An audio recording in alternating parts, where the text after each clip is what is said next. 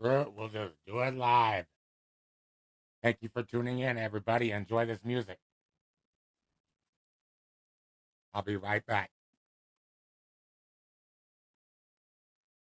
Music on.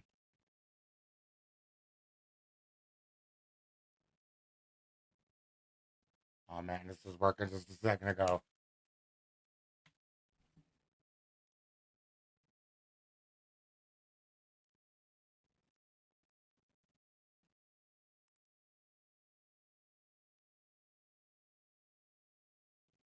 All right, we got our Kick up and running. We got the Facebook and the YouTubes. We're on X live. We're live on Kick right now. Everybody, thank you for tuning in. I have a really special show planned for you. I've had some music on my phone here a second ago. Let me just try to pull that back up. That way you guys can enjoy that for a second.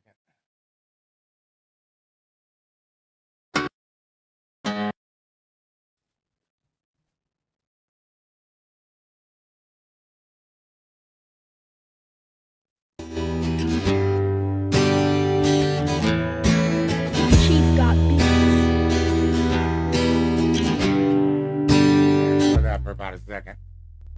Mama raised a cowboy.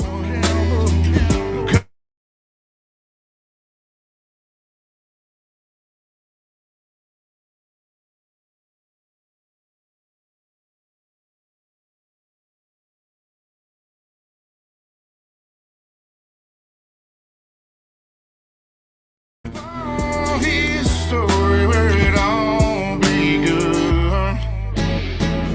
Now law's in my blood. Country in my... There goes that music, everybody. I hope you enjoy that song. We're going to talk about the blue line of supremacy that divides us all and how that became a thing. I had Mr. Shields here respectfully come into the comments on the YouTube channel, and he says that I mentioned the blue line is associated with white supremacy and that it's well known, and he was asking for my source, and I gave him a Google link, and you guys can do that if you want to. Google search. Didn't satisfy him. At the same time, I'm glad he got to the channel so that I can answer some of his questions with my knowledge. And he said those were opinions, and he wasn't too concerned about that. But anyway, long story short, we're gonna do a show about the blue line of supremacy that's dividing us all. Talk about the good times when good times end. I'm more than dust in the wind. I'm the song of the South, where all that big boy shit will get you punched in the mouth. Volumes. Let me know in the chat. Living to learn lessons, got country inside my soul and a soul that's full of blessings. Now law's in my blood, country in my soul, pine trees in my eyes. It's a place where I call home. Everyone who comes in and leaves a little comment, tell us what you're watching. We're up on the State of Accountability YouTube, Top Watch Chronicle YouTube. We've got the Voices of the Silence YouTube, the Amazing Audits Facebook page. We're live on X at Top Watch Chronicle, and we're live on TikTok Watch Chronicle. So, thank you guys for leaving a little comment, telling us where you're watching from and what platform you'd like to get your live streams on.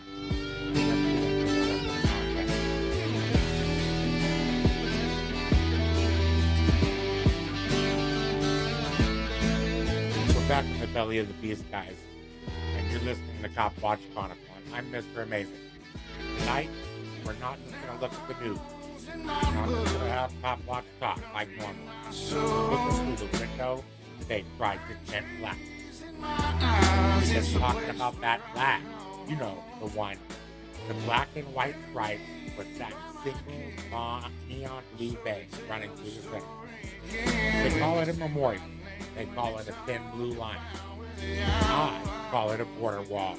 And tonight we're going to talk about who that wall is built to keep out and who it's built to protect from the consequences of their own choices.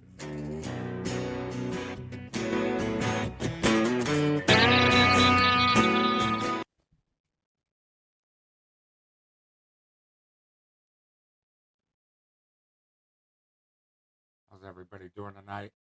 Thank you for finding the stream. That's right. I should set up a TikTok. They give really good rewards over on TikTok if you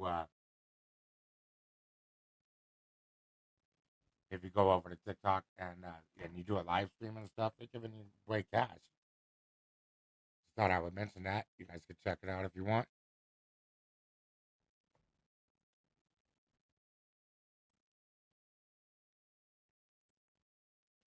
Let's get the screen up for you.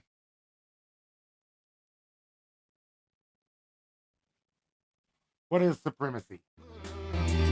Country in my soul, pine trees in my eyes. It's a place where I call home.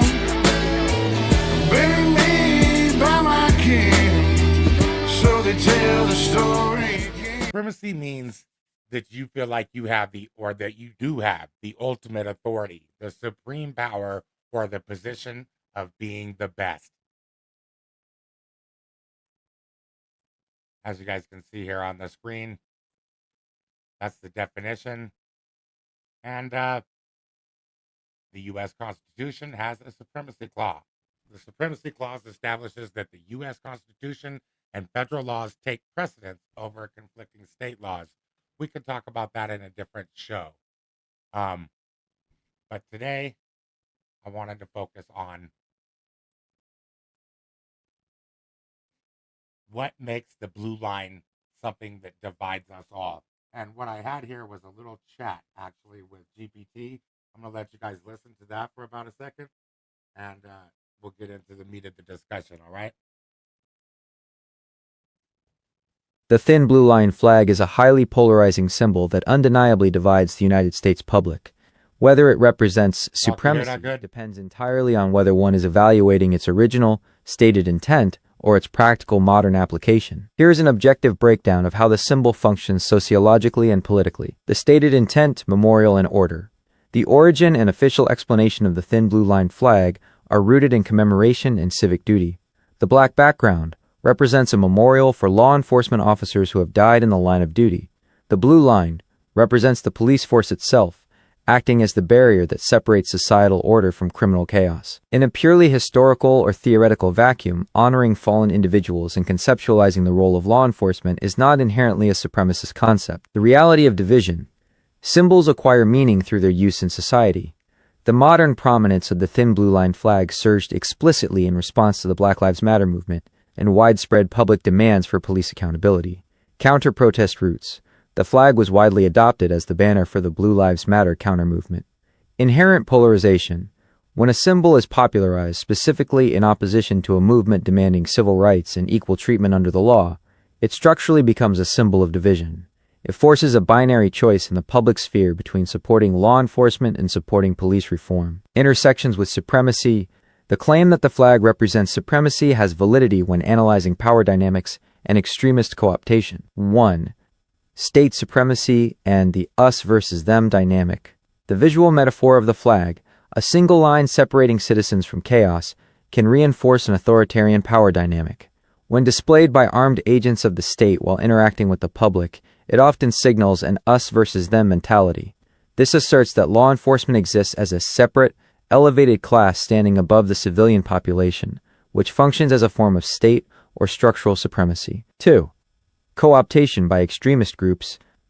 The symbol's meaning has been fundamentally altered by its adoption by far-right and white nationalist groups. The flag was prominently flown alongside Confederate flags and Nazi symbolism at the 2017 Unite the Right rally in Charlottesville.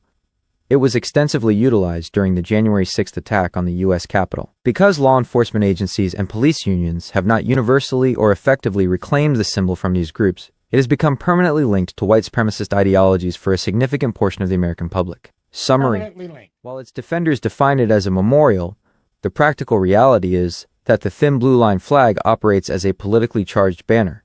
It creates a stark divide between the state apparatus and the citizenry, and through its co-optation by extremist groups and its deployment as a counter-protest symbol, it frequently functions as a marker of both state and racial supremacy in the modern political landscape. Living to learn lessons, got country and It is absolutely true that a liaison model would require a tiny fraction of the people. My soul in a soul that's full of blessings. Now I in my This is a great question, and it is exactly the kind of complex, highly charged topic that requires stripping away emotion to look at.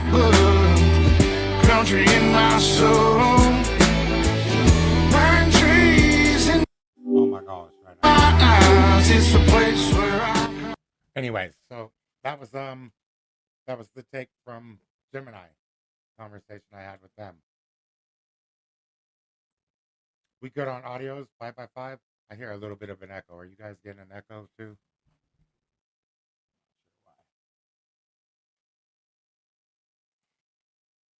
Let's see if that made it better.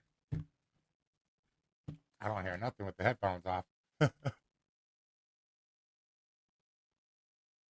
All right, yeah, you can follow us on our other platforms. I'll put the link in the chat if you want to check it out. We got another one here. Wanted you guys to check out this CBS News Chicago. I'm going to mute it, but if you wanted to see the whole video, you'll have to go over there. COPA releases body camera footage of deadly shooting involving police in Humboldt Park.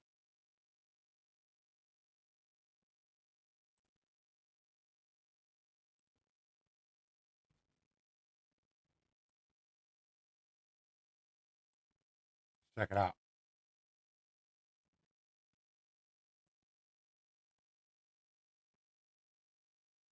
I haven't seen this yet. Oh, yeah, I have. Can you guys see it? Let me make sure I put it on the screen for you.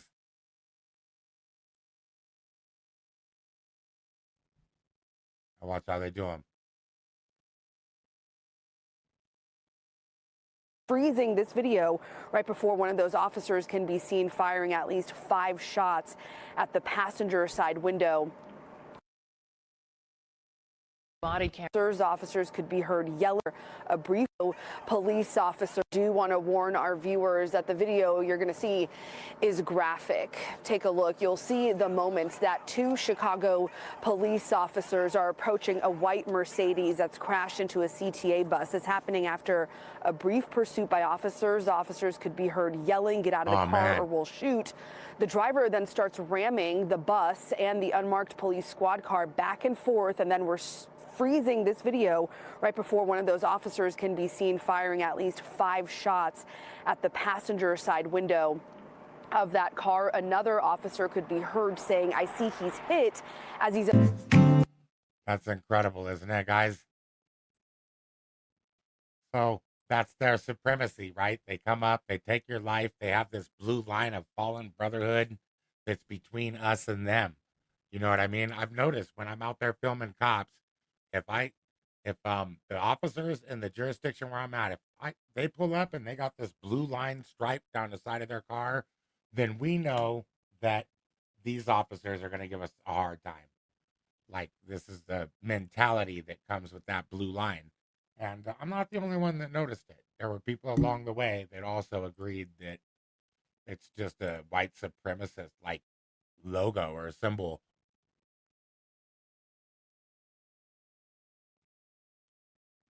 So let's get things straight. Protect and serve. That's a marketing slogan, guys. You know, it's not a legal mandate. The Supreme Court has told us in Castle Rock v. Gonzales ruling that they don't have a constitutional duty to protect you. So what is that blue line actually doing? It's marking a separate class of citizenship, guys. When an officer slaps that sticker on their cruiser, they paint it on all their cruisers. They wear it on their tactical vest or around their badge. They aren't signaling service. They're signaling supremacy. They're telling you that there is an us and there is a them. You know, the us is the ones with the qualified immunity, the state-sanctioned violence, and union-backed silence. The you is you, the civilian, the person paying the taxes to fund the very shield that's being used to push you back. That shield isn't a tool for safety. It's a barrier of division. It dog shits on the idea of a public servant and it replaces it with a ruling class.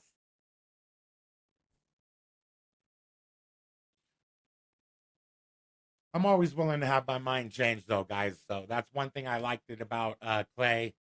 Clay comes in. He was respectful. He said he wanted to learn some more. I thought maybe he was respectful. I thought we could talk about it. Let's see. Maybe I'm wrong. I'm always willing to have my mind changed. If you're not willing to have your mind changed, well, then that makes you a bigot. You have certain beliefs about people of a certain group, and you won't have your mind changed. That's the definition of bigot. So in the town of Castle Rock v. Gonzales, the Supreme Court ruled 7-2 that individuals do not have a constitutional right to police enforcement of a restraining order. Wow. The court held that Colorado did not create a property interest in police protection that would allow a victim to sue for violation of the 14th Amendment's due process clause. In 1999, Jessica Gonzales' estranged husband violated a restraining order by kidnapping their 3 daughters. Despite her repeated requests for assistance, the Castle Rock police failed to take action. The husband later off the children and was killed by police in a shootout. She sued the town and police for failing to enforce the order, arguing that it violated her procedural due process rights in a 1983 case. They ruled that no protected property interest, writing for the majority, Justice Anton Scalia concluded that the mandatory language in a state's restraining order statute that police shall make an arrest does not make the enforcement a mandatory entitlement. So anyways, yeah, this isn't a new phenomenon. This is supremacy that's baked right into the DNA of the American policing. We didn't start with officer friendly, you know. There were the slave patrols.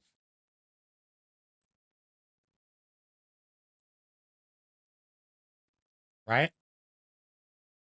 Were the origins of policing slave patrols?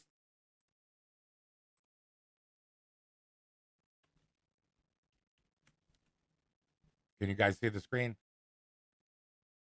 Origin of police is slave catching. Fact check.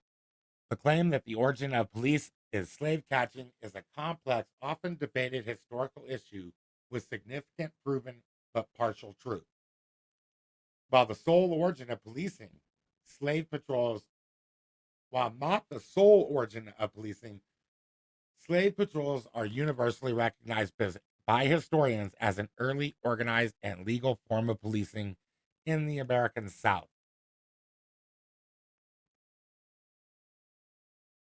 Slave patrols were created in the Carolinas in the early 1700s with the mission of maintaining a system of terror, suppressing potential revolts, and returning runaway slaves. So there's that. Just saying. They were organized patrols, and they were designed specifically to protect the property of the elite and suppress the human rights of the marginalized.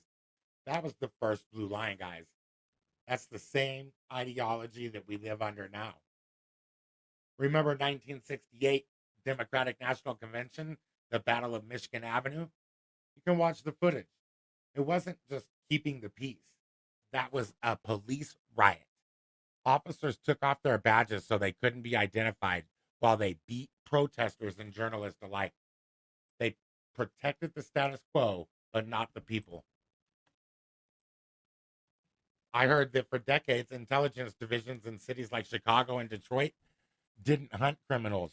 They hunted activists, and they spied on anyone who dared to question the power of the state. History, I think, shows us whatever the people demand accountability, whenever we demand accountability, the blue line thickens. It's a recurring loop of authority holding itself above the very people it claims to serve. When we see that blue line flag today, we're seeing a symbol that has been co-opted by the most divisive elements of our society. When it flies next to another flag of hate or at a rally for extremists and the good cops don't rip it down, the silence is the message. It tells us that the brotherhood is more important than the Bill of Rights. It tells us that a liaison or a brother in blue is entitled to a level of secrecy and protection that you will never have. Now, I've seen that on cop watches too. I go on these stringer assignments, and it might be like a shooting, or one was a carjacking. People got hurt, and when an officer is involved in the shooting, they will take like 2 blocks, 2 whole blocks, and tell everybody go back in your house. They'll yell at everyone on the street to not come out, and they won't let you come out of your home and stuff. Basically, man, if it's just like a shooting and one of us shoots each other, they put like some tape around from tree to tree or whatever, just right there where the shooting happened. They put a few cones over the casings, and that's it. They don't care if you see anything on those cases. It's a level of secrecy and protection that you will never have. It's a visual representation of the warrior mentality. The idea that the city is a battlefield and the citizens are potential combatants. That's why they wear all this heavy gear. They have these long guns, these armored vehicles. You know, are they wearing trauma plates? Like, they're ready for wartime out there, and they use shotguns. You can't have a service mentality while wearing a symbol of supremacy. You can't be a part of the community while you're busy building a wall to separate yourself from it. Every time I see a cop or one of these public officials prioritizes that blue line over the truth, they're spitting on the GED holding, tax paying, hardworking people who actually keep this country running. They think they're the line between order and chaos. No, they are the line between the people and the justice we are owed. Keeping your cameras rolling, guys. I want you to keep your eyes open out there. If you see a stop, you need to try to film a cop. Get out of your car. Don't approach these officers. Stay within line of sight. Don't talk to anybody, and just film. These cops need to know that anytime that they stop their vehicle, there could be somebody there with a camera watching. I want you to think about this blue line, and don't let it blind you. Don't let it be a thick wall of corruption. It's trying to hide so much bad. We need you guys to stay vigilant, stay recording. Also, if you have a police interaction story that you would like to put on the Cop Watch Chronicle newsletter, you could just email copwatchchronicle@gmail.com. It's one word, and we will get your testimonial up on the site. I do get a lot of negative interaction stories over there, so we are currently prioritizing any stories of testimonials where officers were positive, the interaction came out positive, and everybody was treated with dignity and kindness in the testimonial. So if you have a story like that, share it over. We'll get it on the newsletter and let the world see it. We got to try to work to rebuild these bridges that have been torn down in the community. Don't you guys think? We got some more, a lot more links, a lot more funny stuff to look at, and a lot more to talk about. Thank you guys for being here. Thought it was Friday night. We may as well figure it out, talk a little bit, read some comments, tell us where you're watching from. If you want to create StreamYard shows better than this one, like mine, you could present your screen. You could go on multiple platforms. Just follow the link in the comments. You could get your StreamYard, and you save $10. I think they shoot me a discount or something. You guys are the backbone of the channel. We appreciate each and every one of your comments, likes, shares. Bonfires and tattoos. We keep it real, we don't take no shit. Yeah, the outlaws in the blood will go and pick me a switch. So when I die, bury me next to my kin. So we can talk for everybody. Oh yeah. What do you guys think about street justice? You guys believe in, I mean, the justice system, it doesn't work, right? It's the injustice system. So what kind of justice do you believe in? Do you still believe in the type we pay for? Or do you believe in like some street justice? Let me make sure you guys can see the screen. Gotta get it up there. Boop, boop. Wrong one. This one. How's that? All right, cool. Check this out, man. This dude's sitting in court. He's not too worried, man. He's been brought in from the holding, brought over from the jail or whatever, being held on often someone, I think. There's the dad's right here with the family. You can see the whole family in the back. Can y'all see this all right? Yeah, hear the dad right here. I think mom's crying. POV, you're in court and you see the man who took your son's life. I wonder what the ruling was. What made him go off? He clearly doesn't believe in the justice system. But boy, oh boy, did he screw up or did he not screw up? Because, I mean, if I was this guy's family, I would be very mad at him, actually. Just for one little chin check, you could possibly screw up the trial. Am I right or wrong? Here, this man's supposed to be getting a free trial, fair trial. Boom, chin check.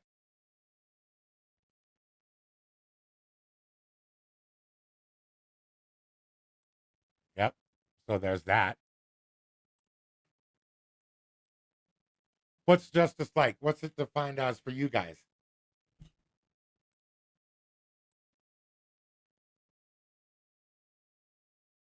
I don't think street justice is right necessarily.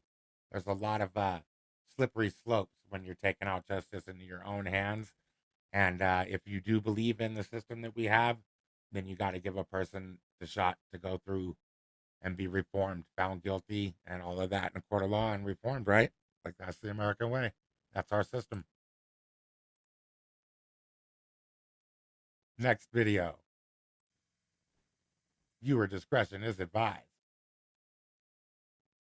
You guys see this all right? Let me make sure. Boop, boop.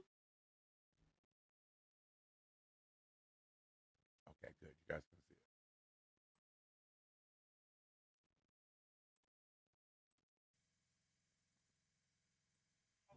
it. Proceed to route. Hey, partner.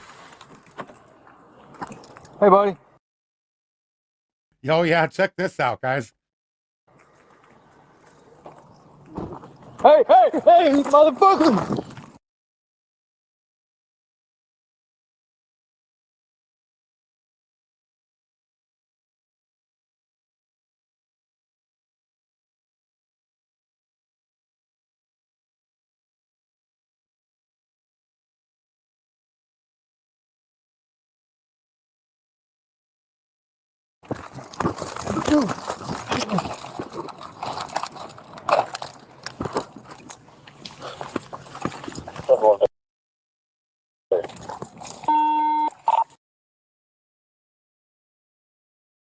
'67, '62, man. He's signal 55. 26. Hispanic, male, green shirt. He's running through the woods right now. I believe he's got a knife. Come here now! 26. HLB 1033 for now. Current any unit in the area of 11770 Northwest 11th plate, signal 13 India, signal 55.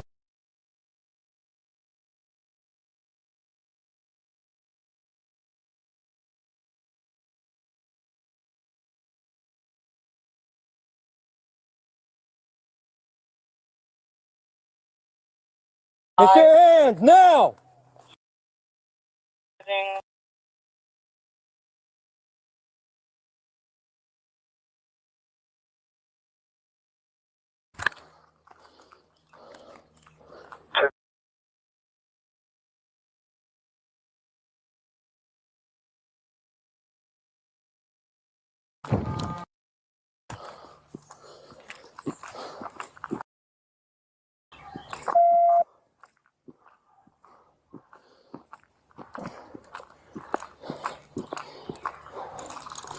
Lay down on the ground now!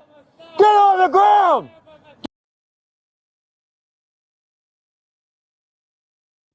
The dude's walking back and forth being shady and stuff. Dude's got his back up now, so they're gonna go take him down. Check it Yeah, out. because he come at me fast. I almost shot him earlier.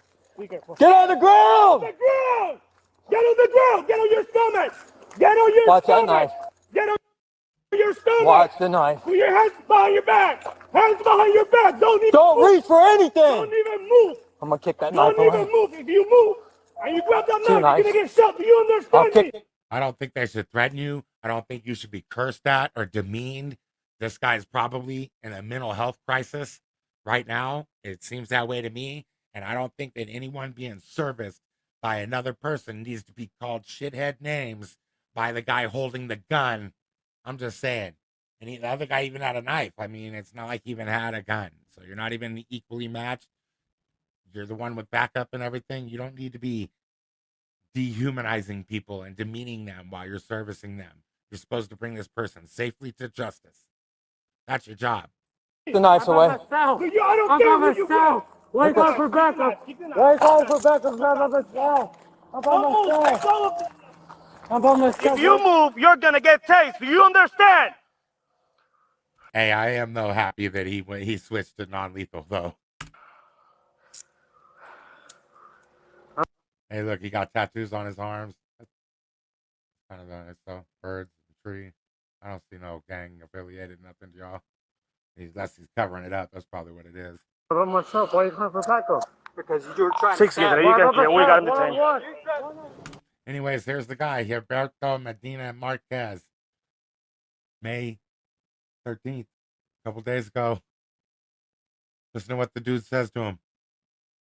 Y'all can hear it, right? No echo? I should have killed you, bitch. You know that, right? I should have killed you. Okay. You're lucky I didn't. You know that, right? You should thank God for that. I would have killed you in your neck. I would have stabbed you in your neck.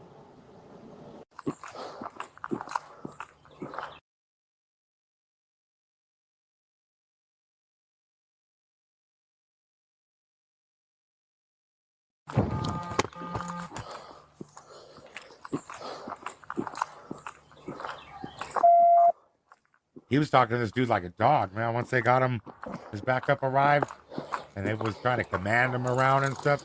Get over here! He's screaming at him like a dog. I mean, I don't know. I just don't know how that's gonna. How's that gonna get a human being to want to cooperate with you?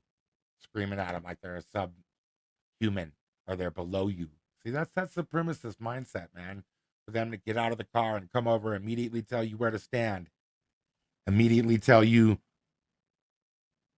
Give them something. They haven't even asked you your damn name. You know, give me your ID. Stand over there. These guys can be really rough, man. And it's that whole shield between us and them, right? This subject tried to stab him. That's 10-4. Anyways, let me find another little clip. I had something else here for y'all. About another 10. Check it out.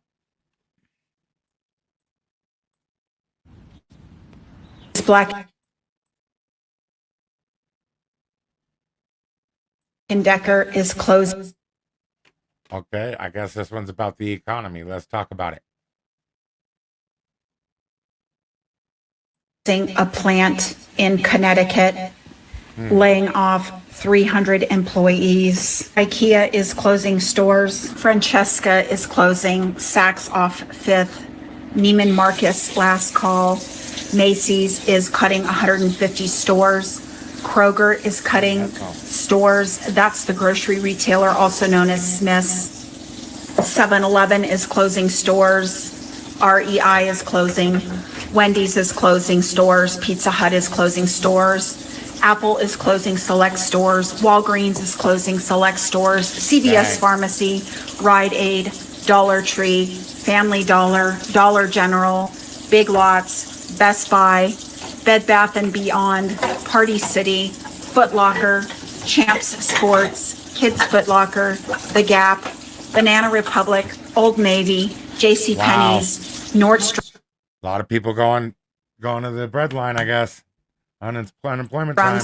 Kohl's, Burlington, Ross Dress for Less, TJ Maxx, Marshalls, Home Goods, GameStop, Office Depot / Office Max, Staples, Starbucks, Subway, TGI. Wow, it sounds like there's going to be a lot of layoffs this season, everybody.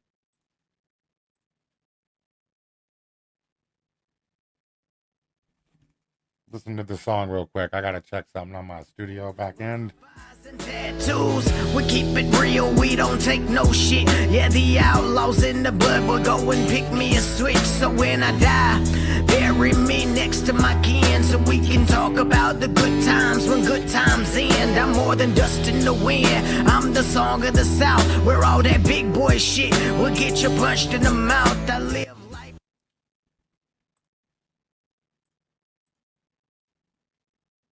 And new at 9 tonight, Thornton police are investigating a homicide. Oh yeah, this is a good one. You guys got to check this out for real. Like, the Thornton police arrested a man on a homicide and then released him like in the same day.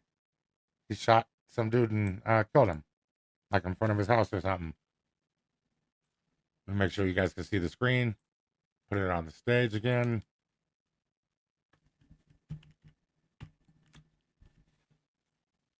There it is. A crashed truck with gunshot wounds. Fox 31's Nate Belt joins us live from the scene where that truck is still sitting tonight. Nate, what do we know right now?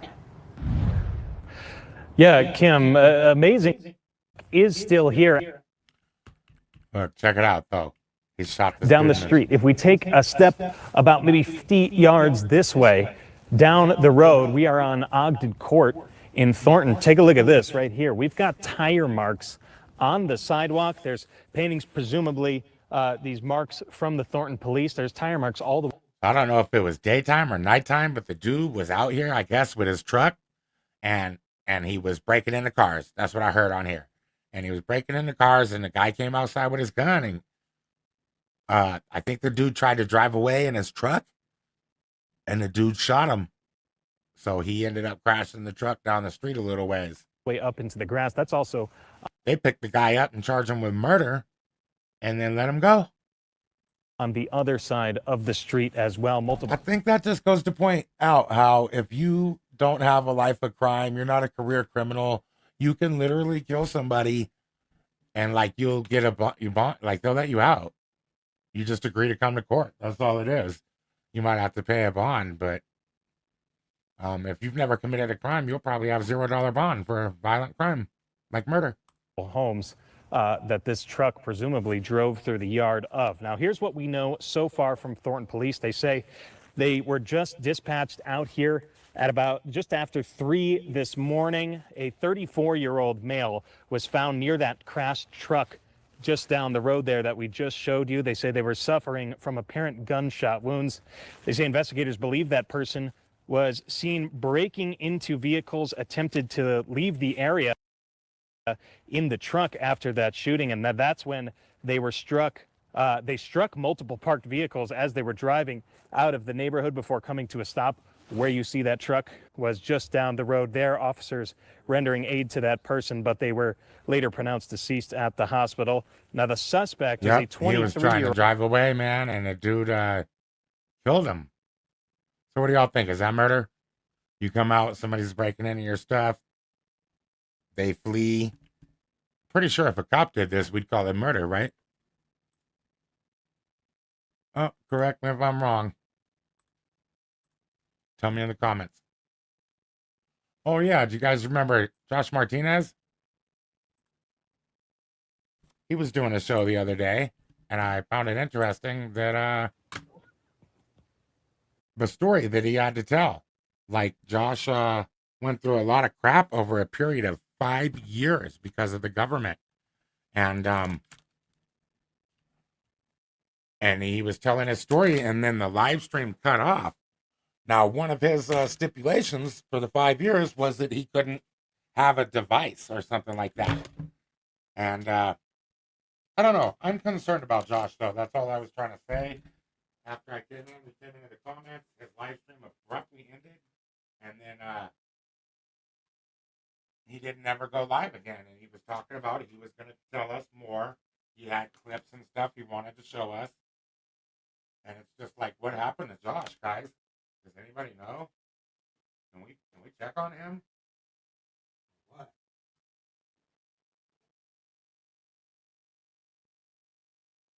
Poor guy. I'll let you hear some of the story. If you haven't already went over there and subscribed to Josh Martinez on YouTube, you got to do that, and you can go listen to his whole live stream over there.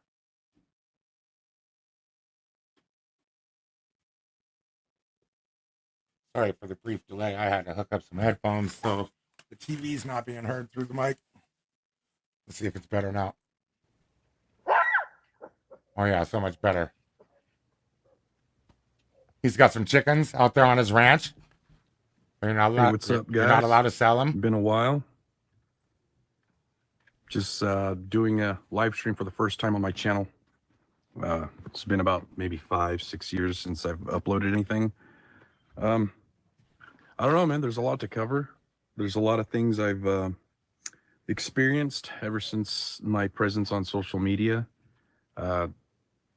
We were raided by the FBI over Facebook posts. I was placed on $1 million bail. Do you guys remember the Facebook meme? It was the officers, where they're like Marines or cops, and Boston cops or something, maybe carrying a casket. It's got a flag draped over it. It said something about freedom seeds get planted every time an officer goes in the ground or something like that. And he said he couldn't wait for certain officers' freedom seed to grow. Or that's not exactly the post. You guys will have to find it, but that was my recollection of what happened. And for that, they charged him with terrorism and gave him $1 million bond. The judge kept denying. They made it out like he was the worst thing to happen. And he was blacklisted from Vegas. So that's a kind of a short list, I think, of people you got to be kind of notorious to be on. Bail. So he makes some very interesting claims in this video about the LVMPD officers being connected to the students. I finally got back into my account. It's been tough getting back in, but I finally figured it all out. What's going on? Nice 3DP. Let you guys know I'm doing all right. Just out here in the Nevada desert. I don't live in Las Vegas anymore. I'm living out in a town called Moapa. Hang with me, guys. We're going to scrub it. Let's find out if Josh is safe. Let's listen to the details. It's I find it incredibly strange that we have not heard back from him since the phone went out or whatever happened. Farming. I'm a chicken farmer now. That's one of the big sources of income here for my farm. And it's been pretty cool. It's been wild. Oh, well, I thought he couldn't sell them. I mean, later on he talks about how he could give them away, but he can't sell them. So I might have been misled about that. But I was on house arrest on this farm for 4 years. So imagine that. This guy's in like a remote area of Nevada on a farm, and he can't leave it. He's like homesteading, I think. I don't know what kind of living arrangement he has, but you heard him. It's a farm. A little over. And then they won't let him come in to the populated area nearby also to make it even worse. 4 years. I mean, he can't leave his farm. I guess it doesn't make sense. But yeah, when he could leave his farm, I guess he couldn't go to Vegas. He'll tell us about it. And it was tough getting some work. I was barred from entering the city of Las Vegas that entire time. It was, and there's not a lot of jobs out here. The closest town is Las Vegas. And once I got my farm going, I tried to set up in the farmer's market out there, and we put in an application. And maybe I'm not up on it, but I think when you're on house arrest, like you can leave sometimes. So that might be why the stipulation that you can't go to Vegas during that time. So yeah, if in fact he could leave, he wouldn't be able to go to the populated area and like get his necessities. Or petition to the judge to modify my conditions to allow me to work out in the city of Las Vegas, and that was denied. So it was hard. It was super hard to make a living, but I did it. I did it. They were really trying their best to really listen to what he says here. Put the pressure on me to give up. It didn't seem like they wanted me to take a deal. They wanted me to explode. People say, oh, they just want you to take a deal. We all know there's a deal coming at the end, a plea deal, an offer from the state or the government, whether it be federal or state. There's always that, that possibility.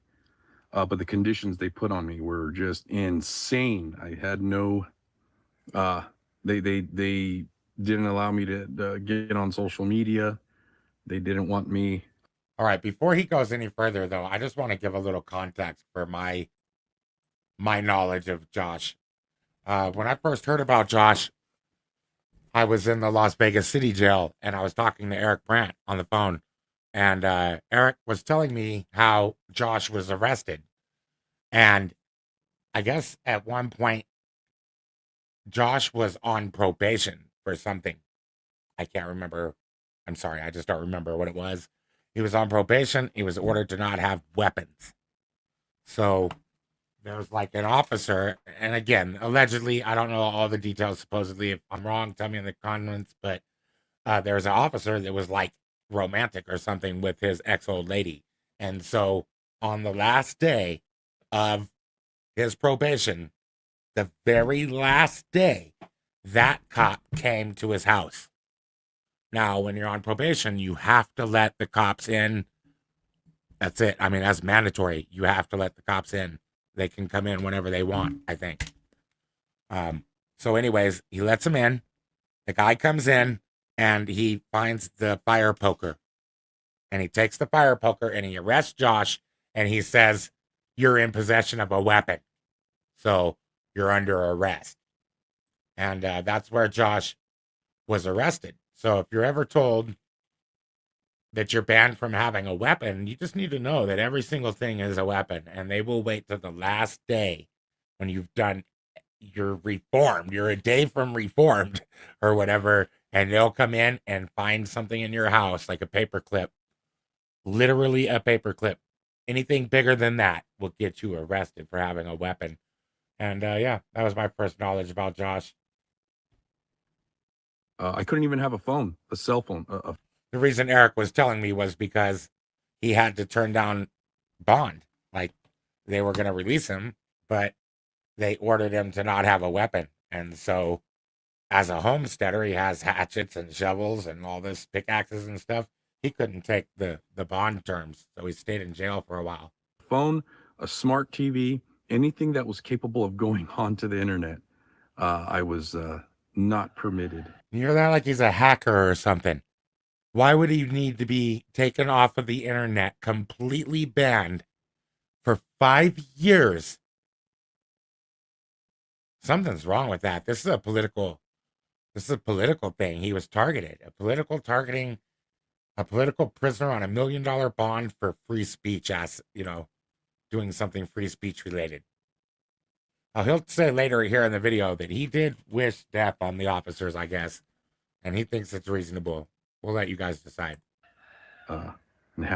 So I was not permitted to have any device, any access to any device. So it was insane, guys. It was insane. So I got my farm going. I raise about 600 chickens at a time. I have right now 600 meat birds. I raise cross chickens. We process them here. Folks are always welcome to come out and process their birds here. I have some goats, dairy goats and meat goats, a couple of hogs. And that's cool, man. Yeah, and some layer hens. So everything's over. Everything is over. They decided to do time served and let me go. And so I don't know if that means they dropped the charges, though. I would like to know that. So it sounds like they just held him. They're doing this to a friend of mine right now, South Carolina corruption monitor. They're just going to hold him in there for the amount of time that it would have been if he was found guilty, and then release him without finding him guilty. That's what somebody told me they'll do to South Carolina corruption monitor. I think that's what Josh is saying they did to him. They held him for like the entire legal amount of time, and then they released him without charges. Tell me, that's not wrongful imprisonment. It's been an experience, guys. They don't even press charges on you. Eventually, they just let you go. Do you understand? They just was holding you. I know a lot of you saw what I posted, and a lot of folks were offended. Some of my close friends even said that it was distasteful and it was not a good choice of words, which honestly I disagree. I disagree with a lot of my friends. I love you all, but my feelings on that have not changed. My feelings of wishing ill on those who have affected my life and have destroyed my family and have done things in an attempt. It felt like they were trying to get me to off myself. I hope he's got some therapy. Being involved in activism can be very traumatic, and or to do something insane and give them a reason to take me out. It wasn't, you know, oh, you know, you truly broke the law. We're trying to protect and serve and protect the community. Josh Martinez, this is the channel over here, guys. Martinez 4553. Guys, check it out. Send him some love. Tell him, where are you? And have done things in an attempt. It felt like they were trying to get me to off myself. Oh, poor guy, man. Or to do something insane and give them a reason to take me out. It wasn't, you know, oh, you know, you truly broke the law. We're trying to protect and serve and protect the community. No, the amount of pressure that was placed on me was Okay, now, before he goes any further, I just want to attest that from my own experience, I know that the detention facility, the Clark County Detention Center where he was being held, was far worse than the jail that I was in. The Las Vegas City Jail and the Clark County Detention Center are like two different universes when you're being locked up. The Clark County Detention Center, I think, is widely known to be like the worst jail in the world. I'm pretty sure. I've been in there with people from all over the world, and they're always astonished at how bad it is, how bad they're treated, and how bad the food is. So, yeah, it's just it's a real bad place to be. And I know that should go for jail probably, but it's worse than it should be. And he's going to describe some of the ways. They did some of these things to me even in the city jail, like sleep deprivation with music. They'll do that. They'll make sure you can't sleep. They see you sleeping, they'll come over, they'll hit your door and shit. They'll shine a flashlight in your eye, like they won't let you rest. But the facilities are much better. I don't know. They're different cops. So over at the Clark County Detention Center, you have the LVMPD. They run the detention center, the county. Over at the city, you have the Las Vegas City Marshals, and they're just like, they're nicer, man. It was intended for psychological reasons. I mean, the solitude. Yeah, even at the city detention center, I was made to feel less than a human being. Ultimately, I one day realized that I was just a fish in there, basically. Confinement, sleep deprivation tactics they did while I was in there. Not allowing me to shower for days. Putting me in cells that were filled with feces and urine and. All right, so just to cover some of these things, let me go over it again. These tactics they did while I was in there. Sleep deprivation, that's a known torture tactic. It's like, I think it's a basic torture tactic, and I think it's illegal when used in war or something like that, right? One way or the other, it's a torture tactic. And you could start to lose your mind. I remember I couldn't get any sleep, and people were screaming in the vents. There was an insane person in the cell underneath me, and he would not stop screaming in the vent. And it was almost like, did I snap? Is it just the circumstances made me think it was a voice? Honestly, just sleep deprivation alone can take you to a dark place. Not allowing me to shower for days. So you are mandatory supposed to be allowed to have a shower within 72 hours, back to back. You always get out and have shower time within 72 hours, and you get an hour out of your cell for yard time or whatever, exercise time every day. Supposed to be. Putting me in cells that were filled with feces. You were never to be put in a cell ever for 5 seconds. I believe even in we should look it up, but I think even in the case of like a institutional emergency, they're not allowed to put you. That's not an allowed circumstance. And urine and putting 2 ankle monitors on me. I had 2 ankle monitors on, one from the state and one from the federal government, both supervising me and while he was in jail. What? I can't imagine, man. It was just over the top, and it was just so obvious. And then they barred me from not going on the internet, but they also barred me from making any statements to the media. I had gone. I wanted to give my side of the story. They made him radio silence. The federal government, the state. They effectively chilled his journalistic press rights. Of Nevada, the prosecutor, which was Eckley, he put in a request to bar me from speaking to the media. Yet he gave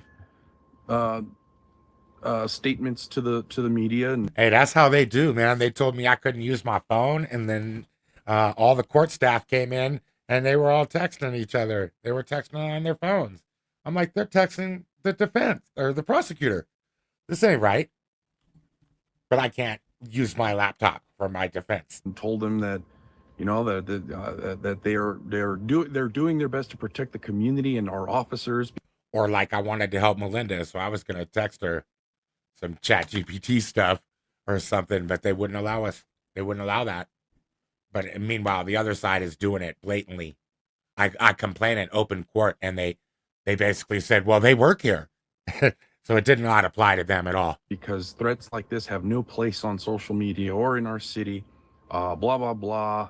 It's like this have no place on social media or, and told them that, that they're doing their best to protect the community and our officers, because threats like this have no place on social media or in our city. That's exactly what free speech is. Where do they belong then?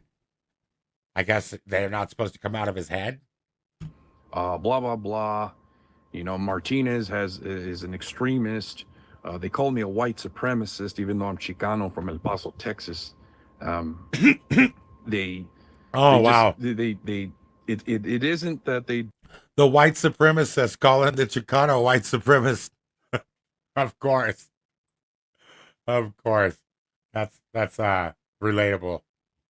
Didn't want me speaking out, because think about it. If a prosecutor heard a prosecutor in a murder case, totally a different scenario. A prosecutor in a murder case hears that the murderer, the accused, the defendant, wants to give a statement to the media. He's going to. Oh, he's got a super good point right here, man. Yeah, you would think as the prosecutor, of course, you want the defendant to talk about the case. You want him to talk about the case because anything that he says, you're going to use. You're going to use to prosecute him, right? So you would think in a high-profile case or something like a murder case or something, of course you would want the guy to talk to the cameras and shit. Maybe he'll slip up, mess up. I can use that against him. If you say it in the public forum, then it's open for me to use against you, right? Go for it, because we can use anything he says against him. But in my case, they didn't want me speaking because they themselves knew what they were doing was wrong, and it was they don't want it to be brought to light. There's nothing more that the government hates than the light of day. So yeah, it was a crazy experience. So being on $1 million bail over Facebook posts, because I wish death on Kenneth Meade and Michael Dickerson, who both prosecute people who are more freedom-minded, people who believe in restoring the Constitution, people who want to defend rights, people who want to limit government. Those two. I've said this before. I believe they're connected to the Democratic Socialists of Las Vegas.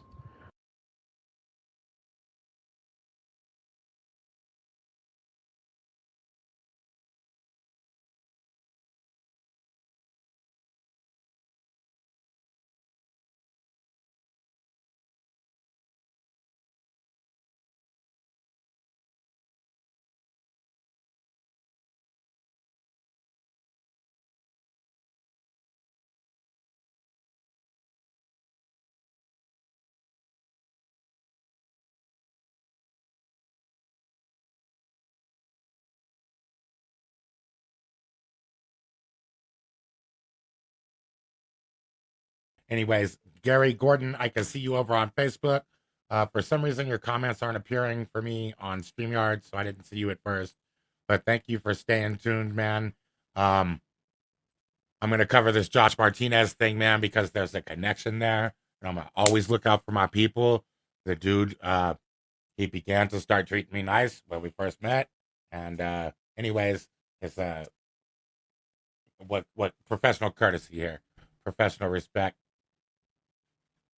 One of the things I used to love to do is when Josh would do an audit in Las Vegas, I would come behind him and I would back up the audit. And that way I could make sure if we were being effective, sort of as like an undeclared team of sorts. It was fun. I believe they are. I believe they are tied to those political groups, the Democratic Socialists of Las Vegas. I believe they are. I believe they are tied to those political groups. And it's so funny because on that topic, they contended everything else that I had said, that they were unconstitutional, that they were violating their oath. But that's the only thing they didn't come out and say that was false. Everything else I had said that, you know, they're unconstitutional, besides the supposed, you know, the supposed threats and whatnot. They were saying that I had called them unconstitutional. I had called them tyrants. I had called them their jobs and the things they do as a violation to the Constitution. So they had they looks a bit nostalgic there, didn't he? Said that yeah, what Josh said here is totally false. But what about my accusations of them being connected to the Democratic Socialists of Las Vegas? I wish he would have been more specific about some of the things that they did to him in the jail. Like specifically, better specifics of granular things would have been nice. But also if he could have been more detailed about why he thinks that these parties and people are connected. You know? Blame it all on my roots that I showed up in boots with this old ragged guitar. Guys, do me a favor. Make sure you like, comment, and share the stream. We're trying to work towards some goals here. Probably going to go live on TikTok later with a little bit of a fundraiser chat. So you guys are already subscribed over at Amazing Audits on TikTok. I believe that's tiktok.com/amazingaudits. I can drop a link real quick. That big boy shit will get you punched in the mouth. Right stuff. With no questions, I'm living to learn lessons. Got country inside my soul and a soul that's full of blessings. Now it is at Amazing Audits. Country in my soul. Chat for y'all. Got some goals we working on. Trying to get some folks to follow us on our platforms. Work towards some deals for our butt. So they tell the story again when they say my name, when they talk about where the outlaws we do. So they would fight everything like about being unconstitutional and everything because they didn't mind talking about that. But when he brought up connections to their being compromised by the Democratic Socialists of America, then they wouldn't bring that up in court. Some people up there that we would find if we were to hunt down. So this wouldn't be that hard, in my opinion. Very simple records request. Maybe I'll do it. I don't know why Josh hasn't really thought about it, but just let's records request all the electronic communications where the police spoke with the Democratic Socialists of America. Let's just do a simple records request for that. I mean, there they are. I was checking it out. Democratic Socialists for environmental, economic, and social and racial justice for all. On the right page. Could be a different group. Community of Vegas comrades committed to uplifting our cities with advocacy and organizing for a nationwide, worldwide working class movement. Another workers' party movement thing. Right? Mama raised a cowboy. Back to Josh. Let's check it out. this.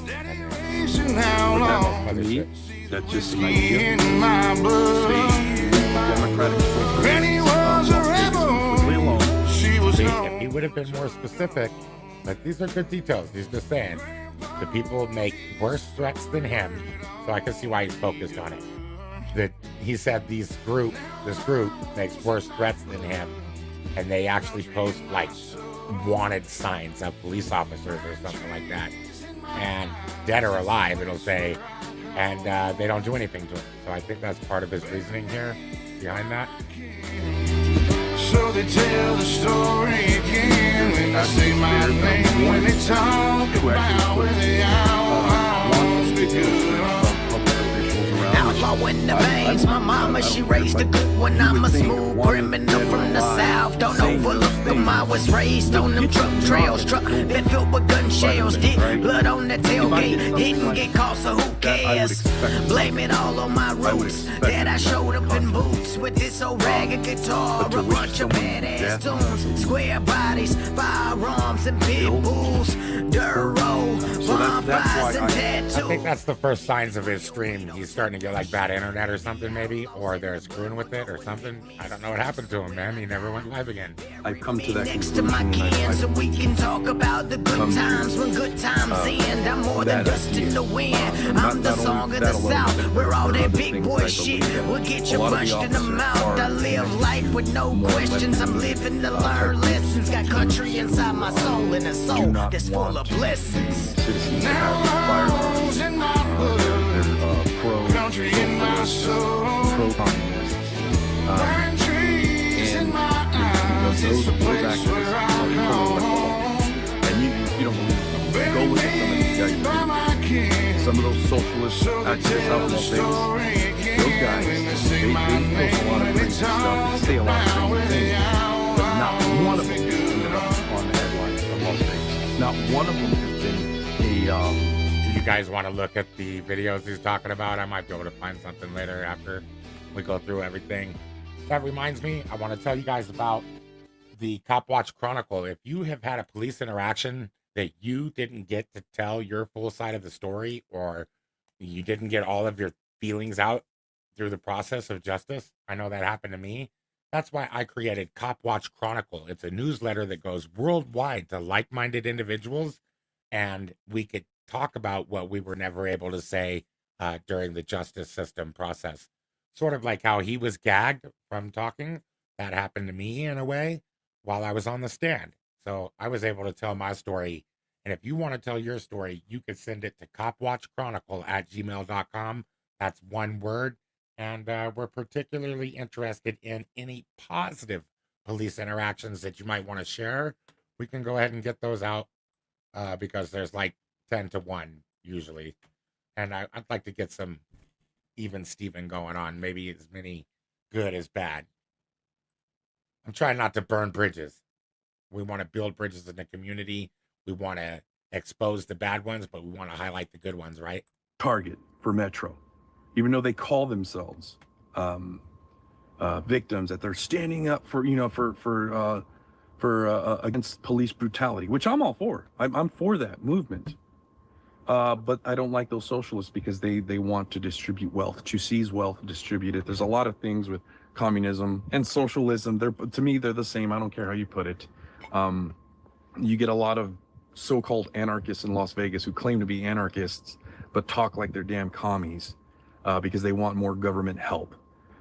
They want the government to stay out of their lives, but then in other categories of their life, they want government in, and it makes no sense to me. So, let me see. Thank you. Earned arrest. I'm not going to arrest. But yeah, it's been crazy. It's been nuts. But I have problems that I'm trying to run from. I'm just planting them problems. If I were to do that, I'm just going to plant those seeds everywhere I go. Problems. I have problems that I'm trying to run from. I'm just planting them wherever I go. Why not start a community here where I'm doing what I've been wanting to do for years? I'm growing food for people. Good for him. I'm feeding families. Happy for him. That entrust me with that task, and it does come with a message. it does come with a message of freedom and liberty and true justice, the true purpose of what a man should do in the eyes of tyranny, in the eyes of an aggressive government. Those are the things I'm doing. I'm feeding families, speaking with them, building a community, letting people have better access to the food, so that. Dang, man. I wonder what happened to him. I wonder if he got the same phone number. Now, I might try calling his back. We don't eat the poison that they've been giving us at the supermarkets. I'm serving my purpose, and for so long I've tried to, you know, slowly figure out my purpose here on earth, and I've done what I had to do for the Bundys. They're out of prison. You know, slowly, you know, but surely, you know, trying to get to my goals, trying to reach my goals. Yeah, it was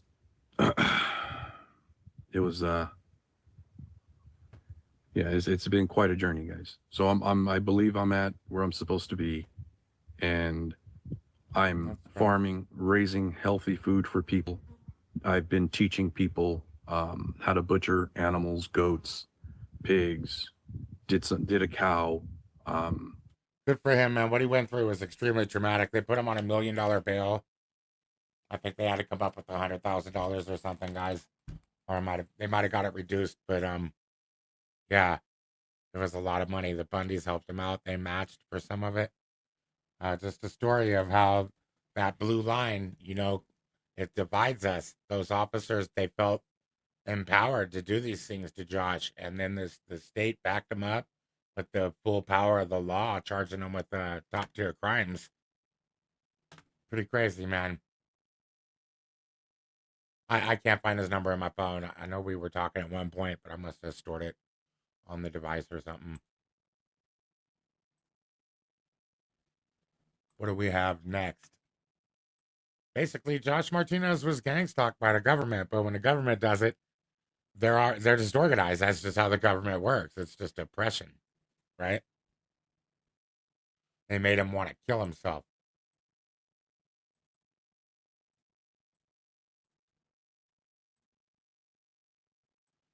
What do we have next? Oh, a couple of days ago, Aurora police arrested a suspect following an armed carjacking that involved a kidnapped passenger. They found drugs. There was a high-speed chase, pit maneuver. They landed on South Quebec by Exposition. 55-year-old Larry Barnes is facing kidnapping, motor vehicle theft, and drug charges.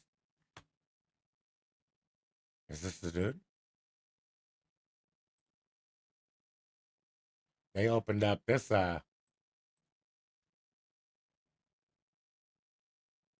was happening yesterday too. They went and found a couple more people that were involved with this. I guess the dude must have snitched or something.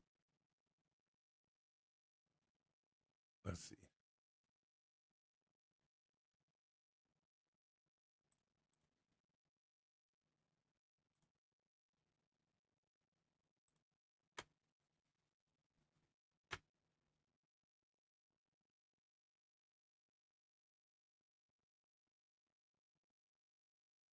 Hey, it looked like the dude pointed a gun at him too.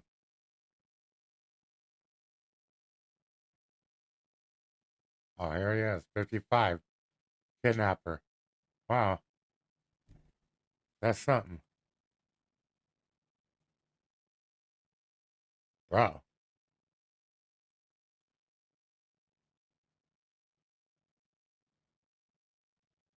Aurora police say a man stole a car with a woman who was blind still in the passenger seat. They shared dash cam video of that chase in the moment officers ran to the car in order to bring it to a stop. Aurora police say flock cameras detected a stolen car around 3 o'clock Monday morning, and the driver took off when they tried to stop him. 55-year-old Larry Barnes was arrested and faces a long list of charges, including kidnapping.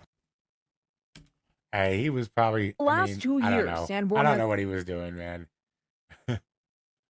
I'm just saying, no, I think he was probably just helping that lady. I don't know if it was he was probably doing some free felony or something. I don't know. We don't know the circumstances. Did y'all see it though? It was on the screen, right?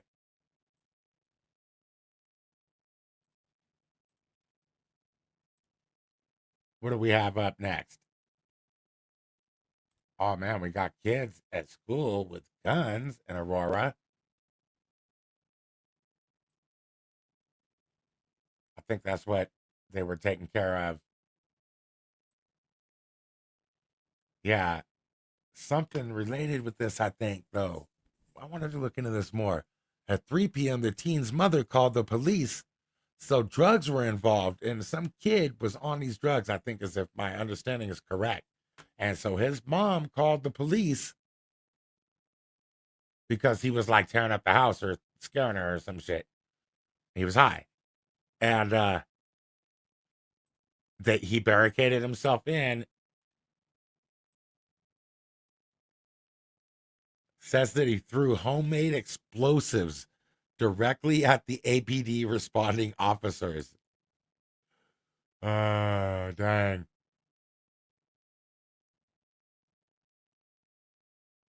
On the morning of May 13th, school security tackled a student who brought a gun to school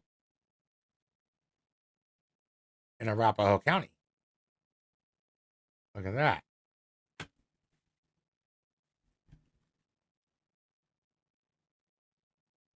Just after 8:40 a.m., they began investigating about a 16-year-old spotted with a gun in the hallways.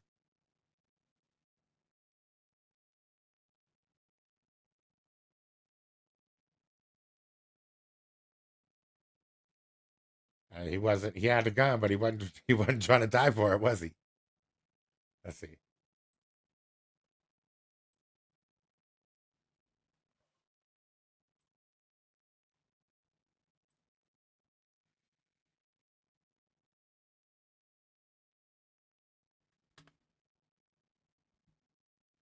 Hey, just so you know, man, it's Colorado, man. You can't have guns in school out here in Colorado, man. They don't play that Columbine shit, man. I wonder why they don't show his face.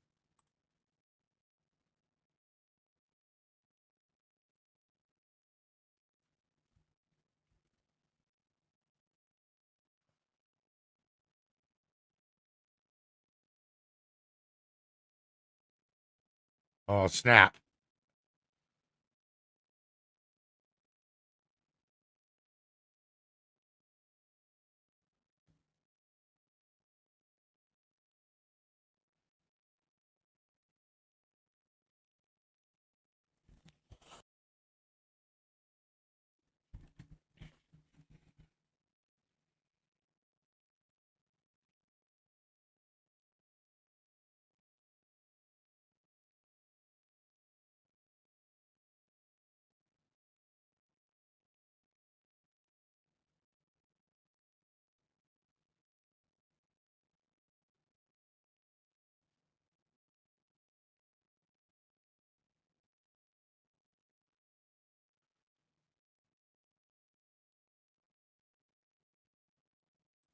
Wow.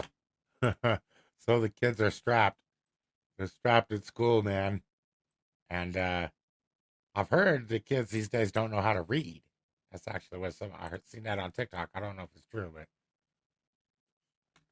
on a lighter note, why don't we look at this guy with this mower, man? Have you guys ever wanted to take your push mower and make it a riding mower? That's what this dude did here, man. Can you see the screen? Let me make sure y'all can see this.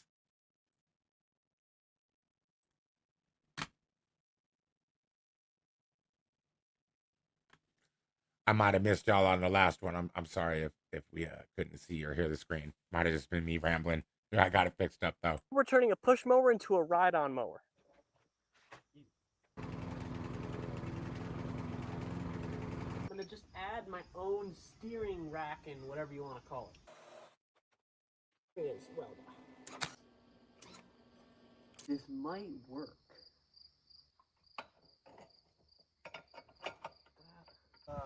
Accelerate. Left. Oh my god, so freaking smart. Dang, that sucker's going, man. No way. Why is it so much faster now?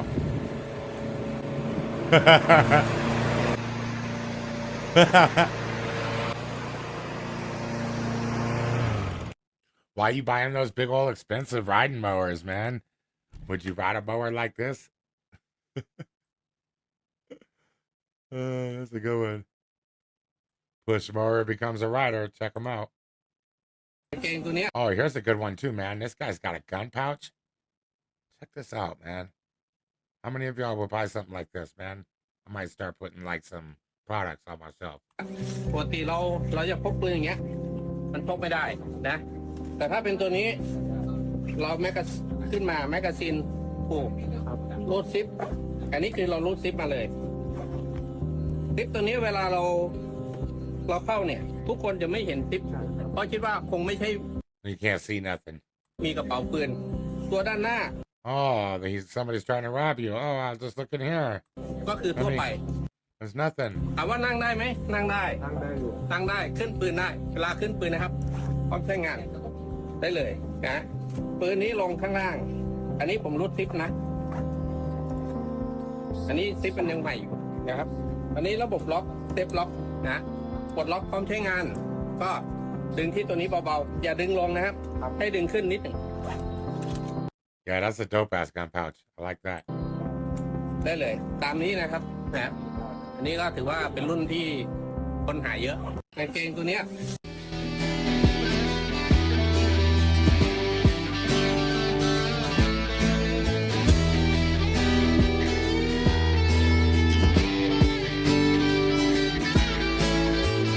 Now all's in my blood, country in my soul, pine trees in my eyes. It's the place where I call home.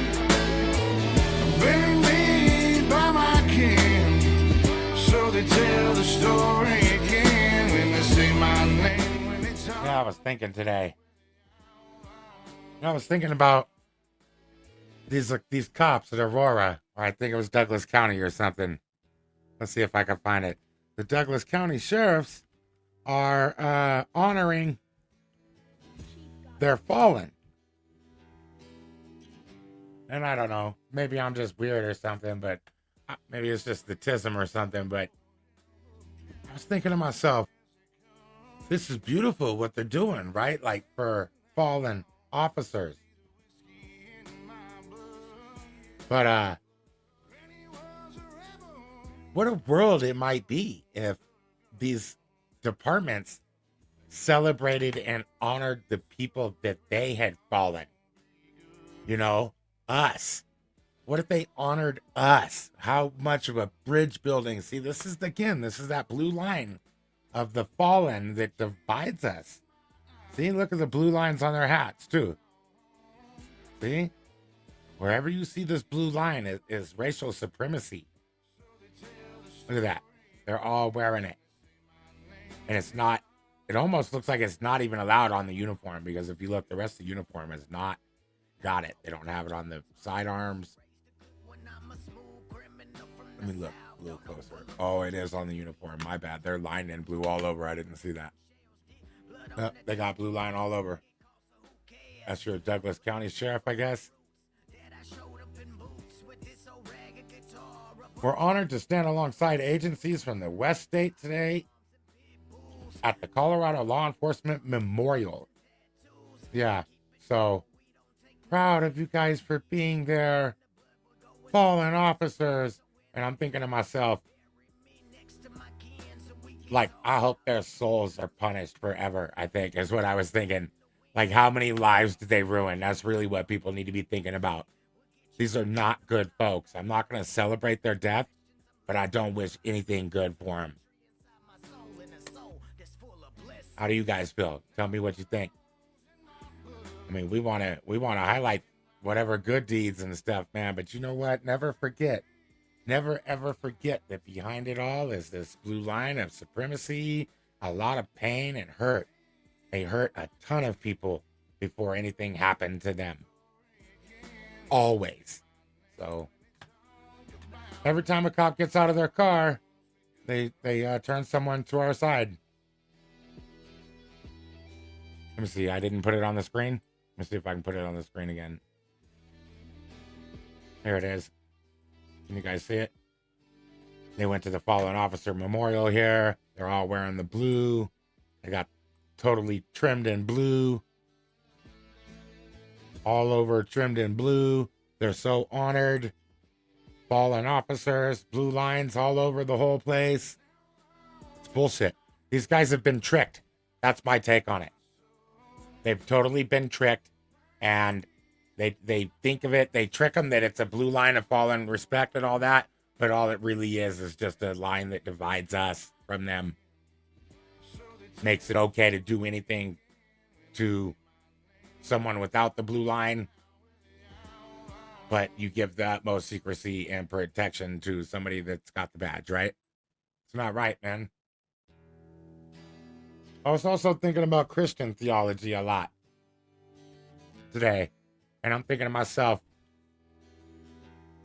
like, how did anybody ever go for this idea that there was a judgment after life? Like, the first thing you do when you die is you get judged down and shit, dude. No one ever even, like, gave you the instruction. You don't understand what the characteristics of this place are. Nobody ever told you where you were before.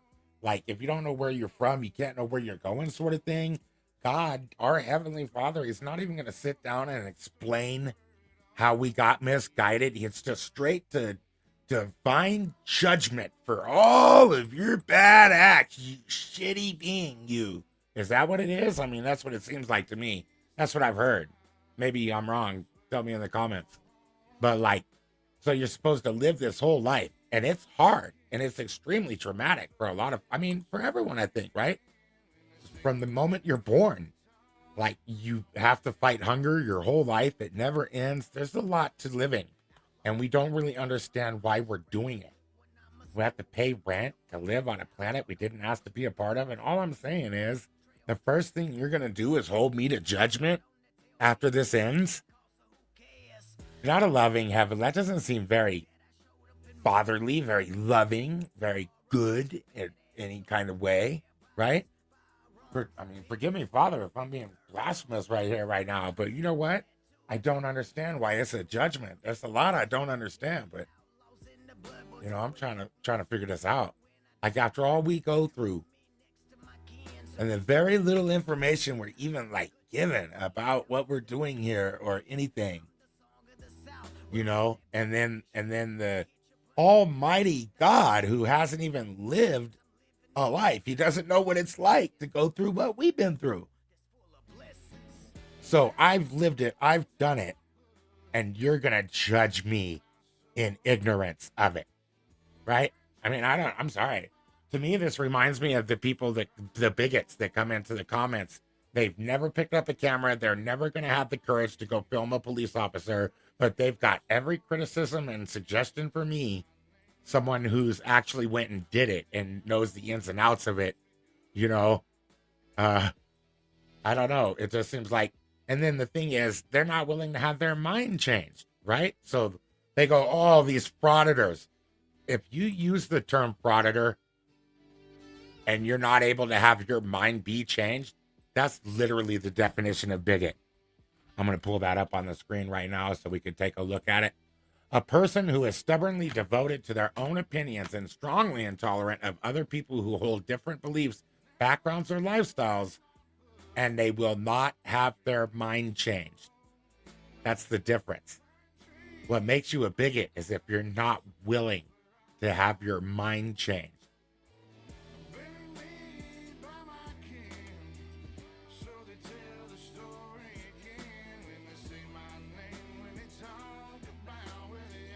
Stubbornly devoted to their own beliefs and prejudices, intensely intolerant of beliefs, backgrounds, or identities of others, and is often directed at differences in race and religion. What makes you a bigot, though, is if you're not willing to have your mind changed. So, anyways, they come in, they don't want to hear no different. That brings me back to this other guy, why I was glad that he came into my comments. He showed some respect. You know, Clay Shields, I might mod him up, man. He's a Blue Line supporter, I think. But he doesn't hate any one group, it seems like. Anyways, I support that sort of, dialoguing without having to dehumanize the other side. I went back and forth with this guy. He disagreed with me time and time again. And I don't believe he ever called me any kind of a POS or a DBAT. He didn't take away from my humanity, which we all do, it seems like, very easily. Anyways, you live a whole life, you're not going to get a chance to be explained to how you were misguided, actually, which is exactly what it is, right? Because if you would have known, then there'd be nothing to really judge for, I feel like, in most cases. So you were misguided. That's probably what you need to be shown. Instead, there's like a judgment, and you get judged for your whole lifetime. This reminds me again of the bootlickers in the comments and the people that just disagree and they've never done it. It's like, you're judging me based off of a clip, mind you, less than 60-second clip of a video I made over 5 years ago, as if I should be eternally damned for what I did in the video. And even God waits for a man to die before he judges him. And who do you think you are that you judge a person before they've atoned, before they've lived out their life? How dare you judge me from something 5 years ago and you haven't spent 5 minutes to see if I've learned the error in my ways? I'm just saying, man. Who's really more wrong here? Yeah, I said some bad things to cops. I had some good intentions. Maybe I was paving a path to hell. But you know what? I learned the error in my ways. Isn't that what it's about? Isn't that really truly better than a guy that's going to sit behind his keyboard, judge from ignorance, and can never have his mind changed about intolerant judgments he's made of others without even trying to understand them? I don't know. I think the guy that's wanting to improve is better than the guy that's happy being a bigot. That's my take. Anyways, those comments, they don't really bother me so much anymore. I realize that when they come in and they're like projecting all of this emptiness and hurt from inside of themselves onto me, and I think everyone can see it. So I've been having a lot of fun with those guys, just wishing them love lately. Just the concept alone makes me question the entire idea of a judging creator God. You know, I always thought it was weird that, like I said, that he hadn't lived a human life. How can you judge? It's like you people that talk about drug addicts or whatever kind of addict and stuff, and you never use any kind of a substance. You shut up. You don't know what you're talking about. You literally don't know what you're talking about. And the comeback is always like, oh, my uncle so-and-so, my friend's dad. Yeah, that's not even derived from your personal experience. You don't know just from observing. See, you're going to make observations and draw conclusions about the causation, and you really just don't know what it's like. If you haven't been homeless or whatever, anything, you really don't have a firm footing to judge it. I face this all the time, man, when I'm out cop watching. People come in the comments, they've never filmed a cop. They've never voiced any kind of disagreement with law enforcement, in my opinion. And they have all their criticisms, right? They're never going to have the courage to go do what I do. Why didn't God come down and live a life before he passed judgment on people that do? Where's the grace? Where's the love? How is that fatherly? A bad dad, maybe. Beat you as soon as you come home without telling you how you did wrong, right? Is that how God treats us after we've lived this whole life in the ideology of Christians? Wouldn't it have been his fault to like have let you be misguided? Like he set up the entire situation and he's supposed to be your father, right? Tell me if I'm wrong in the comments, man. Tell me how I'm wrong. I'm just trying to grasp this stuff.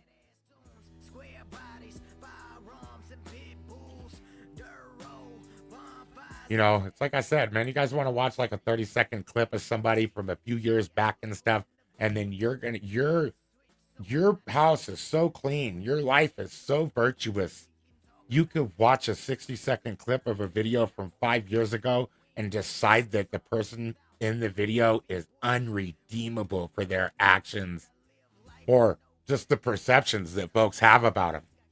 Hold on, guys. I think I heard it. Not. I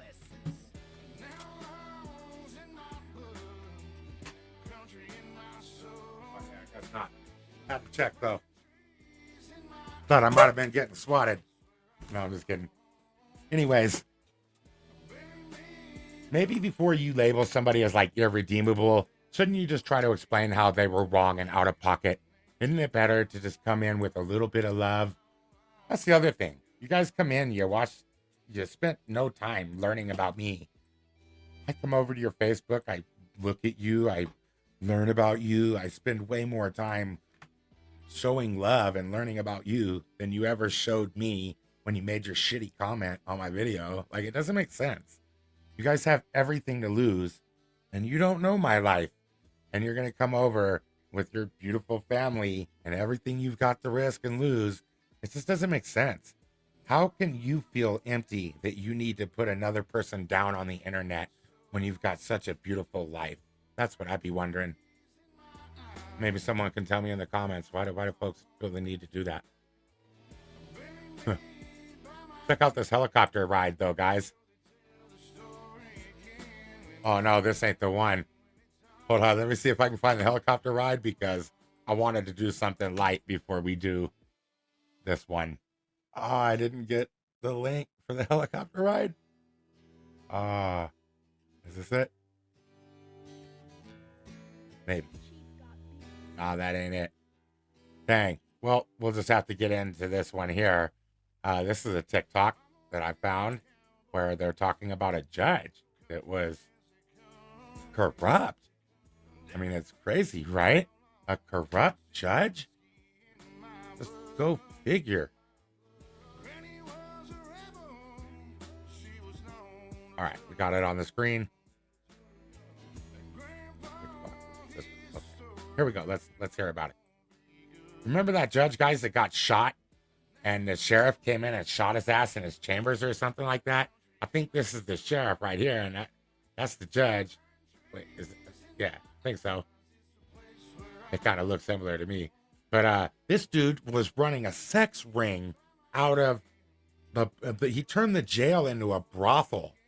He said they would take these women and they would parade them, I guess, or something, and then it was so casual that the victim said they would just pick which ones they wanted to be with, and then the judge would like give you a little gift, a little judicial gift as like a thank you for letting them do that to you, I guess. And he was threatening everybody, I guess, in the town. And I think he threatened this sheriff's daughter. He found the daughter's phone number in the judge's phone. Let's talk about it. Mullins, I'm not sure you should have been running a sex trafficking ring out of the county jail, right? Do you guys remember this guy? Judge Kevin Mullins, who was shot to death in his chambers on camera by the town sheriff, had turned the Letcher County Jail into a brothel to fulfill the disgusting fantasies of him and his buddies. And I don't mean he was turning a blind eye. Oh no, he was the freaking ringleader. Mullins and his disgusting friends would set up these parties at the county jail and other buildings in town, and they would pick which inmates they wanted to be with. As a thank you to the women, he would reduce their jail time or whatever punishment they were facing. And if the women didn't want to or refused to protect... How freaking demeaning. Oh my goodness. I couldn't imagine. And then just imagine you live in this area and there's like no way for you to escape. That guy's got the long arm of the law. There's nowhere you can go. But listen to what else he did. He threatens their children and stuff. Oh, you guys can see this, right? Oh, good. Participate, he would threaten them with maximum sentences or kick them where it really counts. Threaten to call CPS. He was literally leveraging their freedom for his sexual fantasies. And the most deplorable part of it all, the entire county knew. Tyra Adams, knew about one of his victims. What kind of world do we live in where everyone knew about it? Oh man. You know what? It's a messed up world. I wish, we need a savior right about now, don't we? Everything's all messed up. We need somebody to show us how we've been misguided along the way. Am I right? Hey, Gary, you still watching on Facebook? Or who's on YouTube now? Would you tell me, are the audios good in the chat, pretty please? Said, quote, "Who would believe us anyways? The whole town was doing it. Nobody cared. They're all swingers. It was all a big party to them. It was just so normal. They used this against us to ruin our lives." We still don't know exactly why Sheriff Mickey Steins gunned down the judge, but we do know the sheriff told an arresting officer that the judge was trying to kidnap his wife and kid. We also know that literally seconds before the murder, the sheriff asked to borrow the judge's cell phone to call his daughter, which is how the sheriff learned that his daughter's cell phone number was saved in the judge's phone. Yep, he must have been extorting the daughter, huh? Seems like to me. Man. That's tough, man. That's why I wanted that nice clip to go in between those before we talked about that. We're going to have to look at some kittens or something at the end of the stream and just kind of decompress. What y'all think? Kittens or dogs, or what kind of cute animals should we look at? I love horses or anything that flies. Maybe we'll do birds. Y'all want to look at birds? Put a bee. Put a bee in the chat, y'all. Want to watch the bird.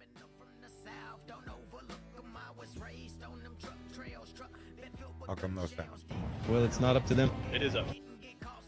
All right, so this guy's sitting outside at a library or something, and they think they can make him leave. Well, I'm going to stay here about 3 hours, then I'll move. Okay, well, they don't want you here. Well, it's not up to them. It is up to them. No, it's not. It is up to the manager. No, sir, it's not. Why do you think that? It's up to the law. Do what? I have 3 hours to rest. Well, this is what I don't want to put you in jail, my man. Right to rest, I don't want to man. put you in jail. I don't want you to lose your qualified immunity Should either, have the so I right wouldn't to put rest. me in jail. I have a right to be here. They don't have a right to tell me to be In here. the wind, I'm the song of the South. We're all that big boy shit. We'll get you pushed in the mouth. I live life with no questions. I'm What policy have I violated? What law have I violated? It doesn't matter. This is public property. They don't get to tell people who can be here and who can't. That's right. No, they can't. No, they can't. Well, I'm going to stay here about 3 hours, then I'll move. This cop thinks because you're a manager, that gives you, you're the manager of the library, you're the manager of the public property, so you could just tell the public whatever you do, I guess. To them. Oh, look, what do you see right there, guys? Is this the blue line? Is this the blue line stuff that they use? The little black or whatever for the fallen officers? It covers the badge. You see that? How it covers it? This is that blue line shit. Think that. It's up to the law. Do what? I have 3 hours to rest. Well, this is what I don't want to put you in jail, my man. Yeah. I don't want to put you in jail. I don't want you to lose your qualified immunity either, so I wouldn't put me in jail. I have a right to be. This guy's high ranking. Is that 4 stars on his collar? Because I think that's a captain then. Here, they don't have a right to tell me. Well, why do you think that? Because I did my research before I Is that a blue line ring? came out. Okay. So the establishment you're the manager here, you're saying doesn't have a right to tell you to leave. What Hell policy not. have I violated? What law have I violated? It doesn't matter. This is public property. They don't get to tell people who can be here and who can't. No, they can't. No, they can't. That one was good, wasn't it? All right, we got this one. Oh, this lady was funny. Let's check it out. Because I am currently reading called the through House Committee. U.S. counterterrorism strategy for 2026. And on page 5, I'm seeing that we're doing thought crimes now, and that being anti-fascist is one of the 3 major types of terror groups, according to our government, apparently. And I don't want to commit any thought crimes, so I was hoping you could clarify for me what position is acceptable to have about fascists. If being anti, which means opposed or against fascists, makes you a terrorist, then what is the acceptable position on fascists? I'm just pulling up the CTI guide. Sure, thank you. It's on page 5, if I didn't say that already. Okay, yeah, I see it. Yeah, so if our government is labeling one a terrorist for a belief, first of all, but that belief is being anti-fascists, what position are we supposed to have on fascists? I I think the definition of fascism has become quite elastic. And typically groups... If it's elastic, what you're telling me is that they can label us anti-fascists for anything. They can make up a definition and then label their own citizens terrorists. Well, what's the definition of fascism? It's incredibly hard to define.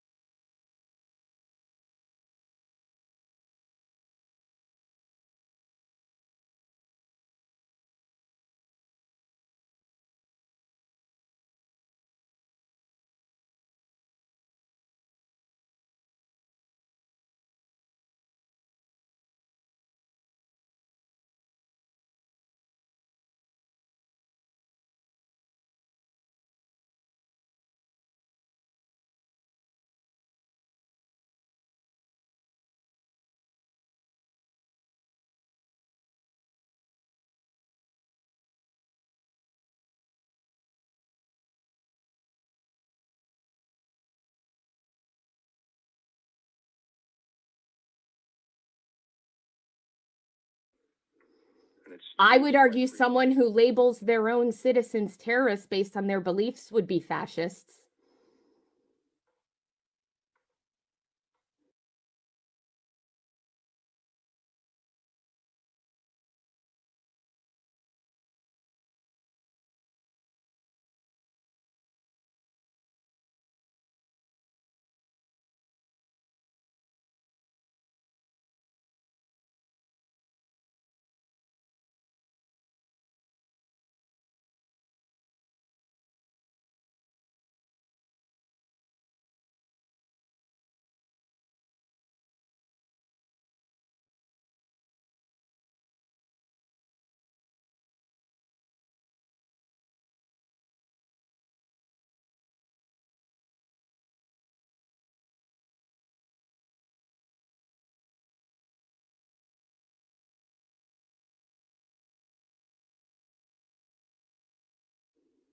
Would you agree?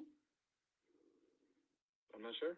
You don't know if thought crimes is something that's fashy?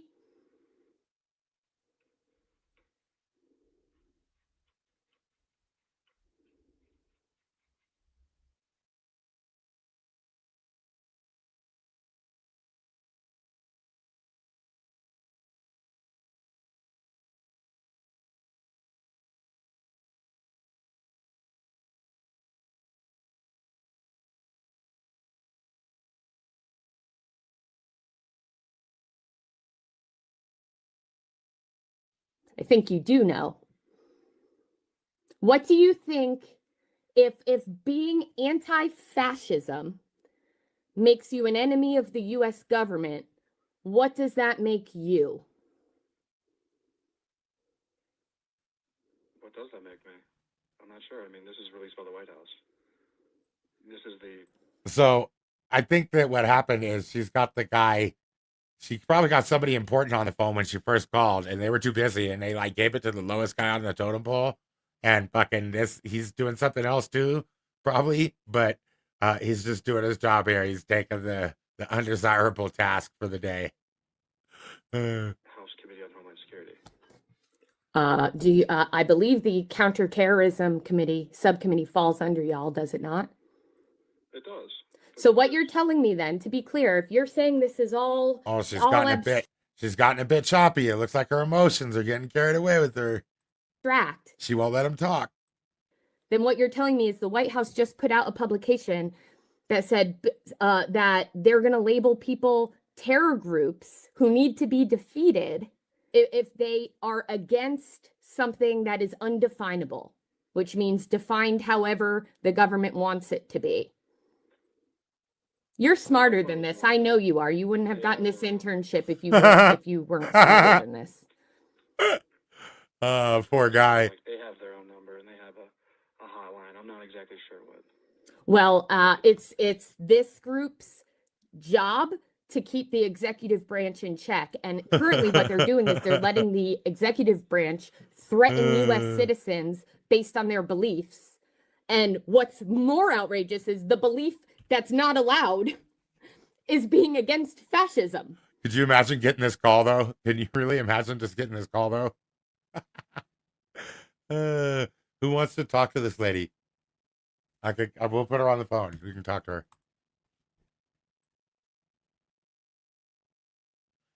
Do you think she would be willing to have her mind changed at all? Do you think she would ever give up on her position? Wake the fuck up, buddy. Who are you working? Oh yeah, you're on such a. I just love they come from this really low level of like judgment and superiority.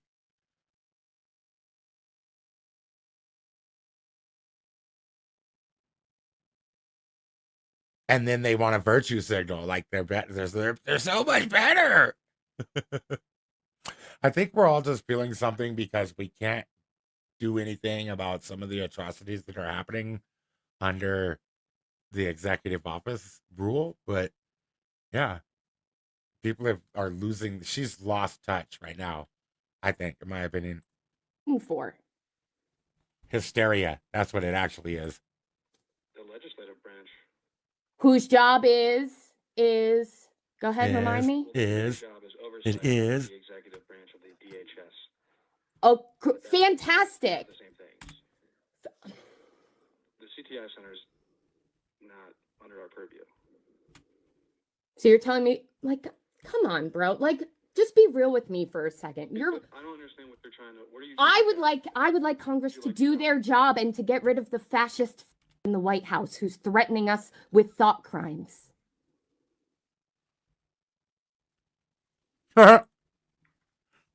This is embarrassing. You know precisely what's happening. You know Congress could do something to stop it. And instead they're rigging all over the country. They're stealing our money to build their favorite ballroom. This is shameful. You're smarter than this and you know you are. What's she shaming him for? What is it? She can't be more clear because I don't understand like what she's actually mad at him for now. Disgusting. And it sounded to me like he was reading something that was new to him. That he just got the information from the White House. It sounded like he said to her. Pretending you're separate from it doesn't make you separate from it.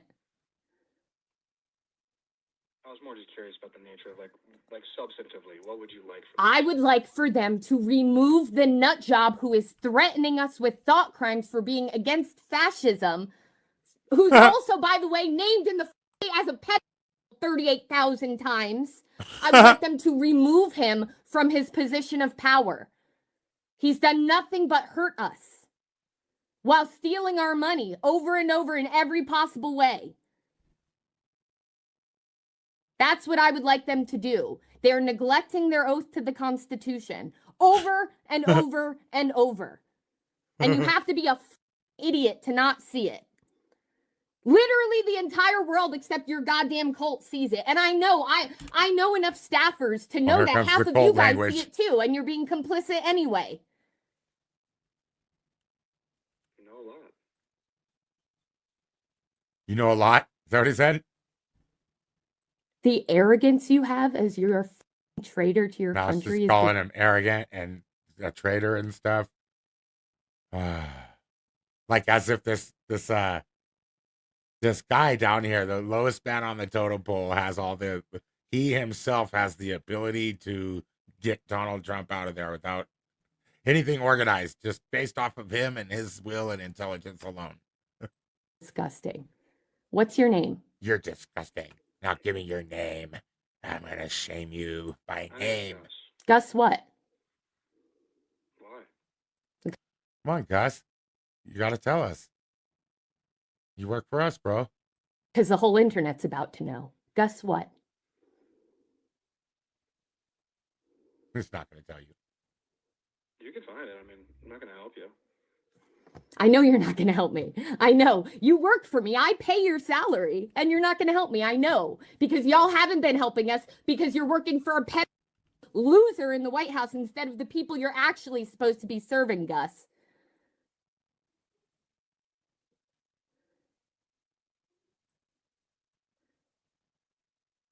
Is it Gus? Have the day you deserve. Is it this person? Gus Bilirakis, Florida's 12th district. Trade subcommittee. She said he was on the House subcommittee. Looks like this might be the guy, Gus. He's like, I'm not going to help you. Dude, that's not right. How are you going to work for us and not tell us your name, man? At least he said something to call her, I guess. To call him. Make sure you follow over on Facebook, guys. Make sure you follow the Amazing Audits page over on Facebook. That's facebook.com/Amazing Audits. One word. You'll see this over there. I guess it is live. I was trying to check the Amazing Audits page over on Facebook. Well, it is live on over there. That's facebook.com/Amazing Audits. Anyways, thank you guys for being here. We got some more to talk about. We've been doing pretty good on Facebook. Over there. I've had over 618,000 views in the last month over here. Over on Facebook. Well, it is live on 130,000 on YouTube/Amazing Audits. I still need some help building up. Guys for being here. And the Twitter, we got some more to talk about. We've been doing pretty good on Facebook. Over there. I've had over 630,000 views in the last month over here. Amazing.audits. 130,000 on YouTube. TikTok. Amazing Audits. Guys for being here. And Twitter, got more to talk about. We've been doing pretty good on Facebook. There. Had over 630,000 audits at amazing.audits. 130,000 on YouTube. TikTok. Amazing Audits. Thanks for being here. And Twitter, got more to talk. I can't really use my truck. And so check this out.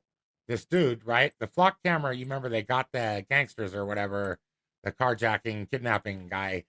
But this dude keeps getting arrested.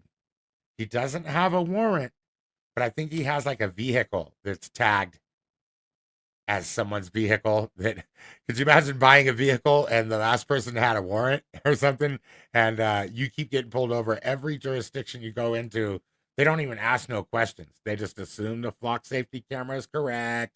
They come rip you out of your car and hurt you and shit based off of the alert from the flock automated system.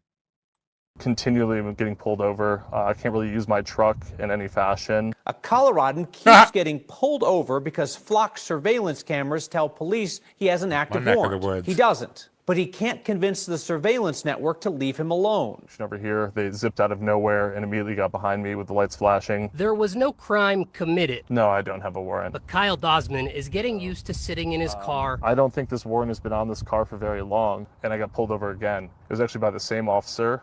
You need my license? No. Okay. I remember you, man. Okay. The Cherry Hills Village Police say the Gilpin County Sheriff has a warrant out with Kyle's plate, and it was put on a flock camera hot list. Everywhere in the state, every time I pass a camera, they get alerts in their car that I'm in the area. The flock cameras did alert to his license plate being associated to a warrant. But that Kyle doesn't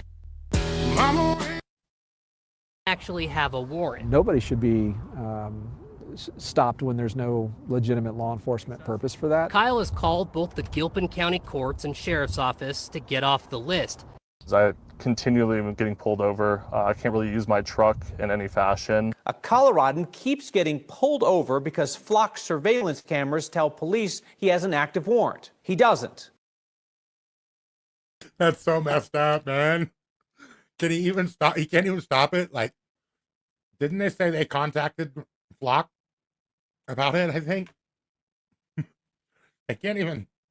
They put the information in these data centers, man. They can't even get it out. Like, they don't even know what's causing it to alert on you or something, or they don't know how to fix it. The dude keeps getting. Actually, I want that truck. That would be the best bait truck, wouldn't it? That'd be the best bait car for these cops, man. You're like, no, that's not me, man. Says it's you. That's the that's a good lawsuit right there, man. Good 1983 lawsuits. Keep getting pulled over. Is there a lawful reason you stop me? There's not. I don't think that's lawful to stop someone because of a flock hit, is it? That's a good question. Let me see if I can ask Google real quick.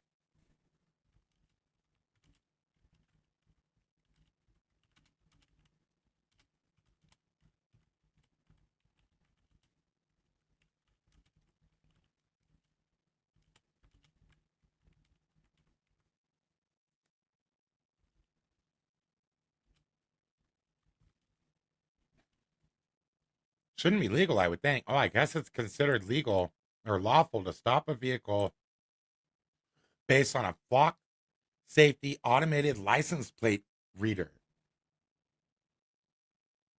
But they don't have any. I mean, is it reasonable? It's articulable. It's definitely suspicion, but it doesn't seem reasonable to me. I think they'll lose on that one in the end. It doesn't seem reasonable.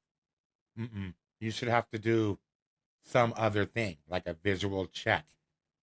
I looked, I seen it was the guy. That would satisfy me. You know what I mean? But if you're just saying, nah, man, and you're not even bothering to check to see, and you don't have the due diligence to make sure you got the right guy, you're just basing everything off of an automated license plate reader. That's messed up, man. You're a bad person, whether it's lawful or not. I mean, that's bad. You're a bad person for that. That's my take anyway. Tell me if I'm wrong in the comments. I'm willing to be proven wrong. Don't engage with my driver. Back up. Oh, here we have Chili DeCastro. And this is an interesting view. We've got the Review Journal released some of the body camera footage from Chili's arrest in Las Vegas. And I included it on here, not because Chili's part of our community or whatever, but I did it because what the officer says right here is completely freaking incorrect. And he arrests Chili based off of this, it seems like to me. So let's check it out. He says that the lady in the car right here, the officer says the lady in the car right here has the right to privacy. And I just don't remember that. There's been no reasonable accommodation for privacy made here for her. And the officer thinks he can make that privacy in public. But there is an actual right to press, to free press. So Chili has the rights to be here. There is no right at all to privacy here. Hey, back up. So Chili was talking to the driver. He doesn't like cops. He was probably telling the driver not to trust the cops about how bad the Las Vegas cops are. I'm betting. I mean, I just had to guess, but speculation, knowing what I know about Chili, that's probably something he was saying. No, you're not involved. You can film, but you need to stay away from my driver. Back up. He's not even interfering. The officer's totally made this stop about Chili now. And he's going to let the driver go so that he can arrest Chili. Watch. Back up or I'm going to detain you. Back up or I'm going to detain you. Why? And it's windy, so he wants him to be back so far the microphone can't hear nothing. So she can have privacy. I think he should have won his case based off of this arrest is unlawful right here. The cop only wrongfully arrested Chili so that he could create privacy where there was none due. We're obstructing. Get away from my car stop. Okay. Any cop should be able to do his job. He should feel safe and secure with everything that he has to conduct. I've seen it happen all the time. I could be standing feet away from cops. They have no problem with you standing there filming. It's crazy to think that he targeted Chili right here. Just do your job. This should have been a clear Houston v. Hill, in my opinion. But the other thing is, too, I think you should not talk to police if you're filming them. Chili and a lot of other people, like myself, get to talking to the cop, and that's a huge mistake. My advice to anybody out there is to never, ever speak to cops under any fucking circumstances. If you're driving, you could show them your driver's license without giving it to them, and you don't gotta speak. Facts. Facts. You're only required to present your ID when you're driving a vehicle. And otherwise, unless you've committed a crime, the cop has no reason to stop you, so there's no reason to speak. His training is just to take your words, body language, and use those two things to put you in a cell. So don't talk to him. Chili gets arrested right here. Listen. You know, all he had to do was stop trying to be the right guy and just stand there and don't say nothing. Because they're not going to have a case if you didn't say nothing. There'll be no case. Literally. Because you didn't, the only way he could really arrest you is if you basically are saying you won't move. You know, you sat there and said nothing. then he doesn't have that. She deserves privacy. This is not She your deserves business. privacy. Don't engage my driver. Back up. So there's a chilling effect on free speech right there too, immediately. So the officer has no authority to tell people not to speak to each other. That's legit. That's legitimate. He does not have any authority to say what he just said at all. You have no right to tell people not to speak to each other as a cop. That's a violation of free speech. Hey, back up. Now that you could do, but you can't say don't talk. He literally said don't speak to my driver. Back up. You're not involved. Listen. You can film, but you need to stay away from my driver. Back up. Back up or I'm going to detain you. You're obstructing. Get away from my car. Obstructing. Now, obstructing is supposed to be a physical act. If you come in between the officer or firefighter that's actually doing their duties, or you refuse to leave a premises where you might be unsafe. That's what I've heard. So how is he physically obstructing the officer? LVMPD are the worst police. They are. I don't care what anyone says. I've had tons of experience with them ruining my life and seeing them destroy my friends' lives and stuff. Like, the LVMPD are absolutely animals. They're the lowest form of human life, actually. I don't want to call someone an animal. God forgive me for that. But they are the worst. They're the worst cops. They're the worst tyrants. They're the worst ones there are, in my opinion. If you're ever in Las Vegas, stay away from the cops, man. Don't ever jaywalk. They will ruin your holiday for jaywalking. Okay. You know, it's a commonplace for them to mace you, tase you, and beat you just when they were asking for your ID. Listen, she deserves. You go to get your ID and they tase you and then mace you and then beat you while you're in handcuffs and shit. Pull you out of your car, tell you quit resisting. That's how they are. There's a video out there. It's called What Happens in Vegas, I think, or something like that. I have it on YouTube. Let's see. Yeah, there's a movie on YouTube. It's a documentary about how the police in Las Vegas, they shoot somebody and they call that a vacation. That's what they call it, man, when they shoot somebody, because they get 6 months off while it's investigated. They get paid time off. Here, let me make sure I got yeah, it's called What Happens in Vegas. Or I'll drop a link if you guys are interested.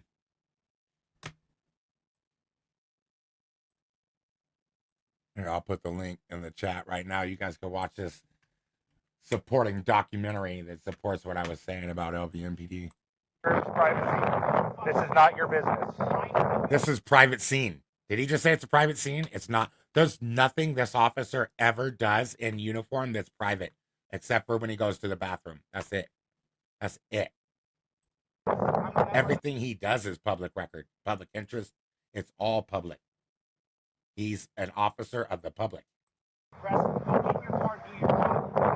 He's a public office. Okay. You're being detained right now. Ma'am, you're free to go.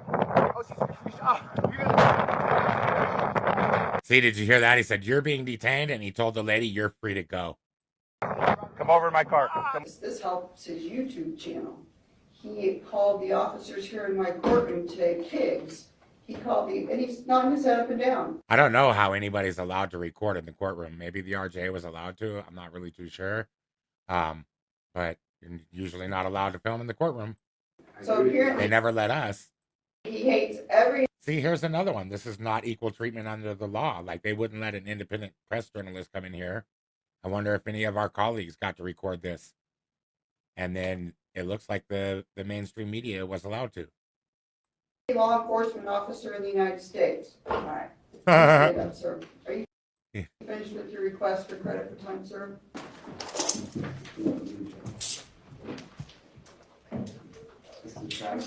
Hey, that is mother freaking gangster. Straight up. Did you hear what the judge said? She was like, oh, I can't rewind this. Dang it.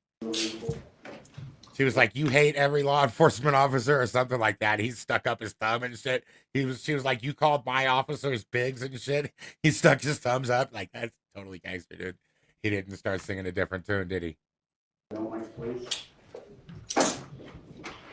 Political prisoner. Sad. Don't engage in my drive. Dang, that's messed up, man. Sorry, Chile. They got him too. I hope he sued him back. You know, just because you're found guilty of something doesn't mean the law didn't mess up when they arrested you and shit. So you still could have a lawsuit against the government. You know that? Even if you're found guilty in court. It could even be something like malicious prosecution. So that could be a civil case. You know, they may have prosecuted you maliciously, which is what I think happened to Chile right there. Oh my gosh. Here in this one, we've got the top cop in Illinois. You guys are you're never going to believe this. Look at the top cop in Illinois, what he does.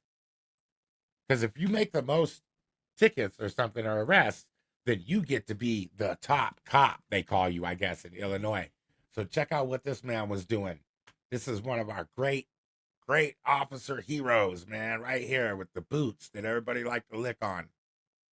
As the I-Team first told you last night, hundreds of drivers have been arrested for DUI by the state's top cop, a moniker given to the member of law enforcement who's made the most DUI arrests in the state. But in court records, attorneys have accused the top cop of fabricating evidence and violating drivers' civil rights. Drivers like Sherrard Holland. Doing a favor for a friend of mine. As the sun rose on the morning of June 2nd, 2024, local restaurant executive Sherrard Holland says he was confused when he saw the police lights. I pulled you over because you swerved. The son of a Chicago police officer, Holland says he was the designated driver for a coworker after working overnight when he was pulled over by Illinois. Yeah, you pulled over the wrong one, bro. You did it on the wrong one. It was the designated driver, man. You screwed up. Yep, it's just like a scam artist. You eventually find the one, don't you? Illinois State Police Trooper Kevin Bradley.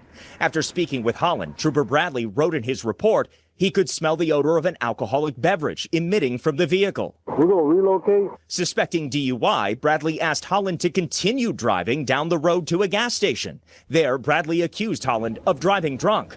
When asked if he would submit to field sobriety tests, Holland calmly refused. No, thank you. No, thank you. Thank you. I'm ready back. For what reason? Be under arrest for driving under the influence. In this dashboard camera footage, you can see the trooper searching through Holland's things before his car was impounded. Later that day, when Holland needed his MacBook, he noticed it wasn't on his inventory slip. He says he assumed it must be with his car at the tow yard. I decided to ping my MacBook, which was missing, and it pinged to his. Man, check that out, man. It pinged to a house, man. Look what happened. The MacBook is in this house. Here he come out. The wife is recording. The dude come out with dude's MacBook, man. But at first he tried to deny it. Is waiting in his car. You can see the trooper walk out and hand Holland his MacBook. The trooper even opens his garage door to show Holland his state police vehicle. It was a very traumatic interaction with him. A Tinley Park dispatcher eventually called Holland back. Is everything okay? You're fine? Yeah, he's a police officer. For some reason, he took my MacBook home with him. Oh, gotcha. Okay. I'm perplexed. Yeah. You probably want to keep a supervisor over there. That's what Holland did. He filed a complaint with the Illinois State Police. Oh, man, could you imagine you get wrongfully pulled over? The dude arrests you on some false-ass shit, dude, some suspicion of DUI, and you're going to get out probably the same night and everything. Like, you don't have any alcohol in your blood, they're going to release you immediately. But then the dude did it just to steal your property, baby, too. He pulled people over, take them to jail, because the incentive is he could take some of their property home with him by secret crime. That's awesome. Top cop, man. Top cop. Love it. Stole the MacBook. Hey, that reminds me, did you know that police departments steal more in public asset forfeitures every year than all of the thieves combined in America? Yeah, the police are better thieves than the thieves are. Go figure, right? It's called public asset forfeitures, and they keep numbers on it. You could pull into a jurisdiction and you lose your property, and no crime is ever even, you're not charged with any crime. They just take your property. Yeah. Oh, what do you guys think about the weather? What do you guys think? You think we'll have like a dust bowl for 2027, 2028? Is this El Nino gonna take out the soil or what? No, I'm not gonna subscribe to your stuff. Sure, get out of here. Just want to learn about the El Nino, man. A powerful El Nino is set to reshape global weather in 2026. Scientists are still sorting out how strong the shift will be. Some think it could be among the strongest El Ninos we've seen in recent history. Amazing. I wonder if there's a video on it after this ad. I think so. Thank you guys for watching. Leave a comment. Tell us where you're watching from. Where you at?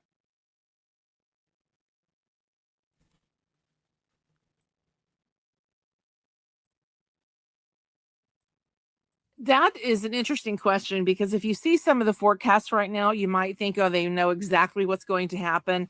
But some of the scientists are very concerned because there's a known weakness in the ability to forecast El Nino between February and May. The spring forecast period has historically been sort of a tricky time. So they don't necessarily know it gets better. So it's particularly tricky for this certain time of the year in the spring, and the climate models have historically been a little bit overconfident. Dana, hurricane season officially begins Wow, on look at June that hair. 1st. Historically, El Nino can support. What's you're on this TV? Is it the best you could do with your hair? I mean, it's beautiful. That's what I mean. I'm not saying Atlantic hurricane. I feel like maybe there's probably some more you could have did, though. Beautiful hair. But is that still a reliable rule of thumb with today's warmer oceans? That's a good question, Dana. The scientists say that yes, El Nino can and does suppress hurricanes, and I don't think they're completely clear yet on how much that might be changed by the warming oceans. But one of the things that's been particularly important for the National Hurricane Center is that people need to understand that yes, an El Nino can suppress activity, because once this atmospheric link forms, it creates differences in the way that the winds move across the country. And so these vertical winds that end up dropping down over the Atlantic can disrupt hurricanes, and do disrupt hurricanes, making it hard for hurricanes to get those high cloud tops that make them strong.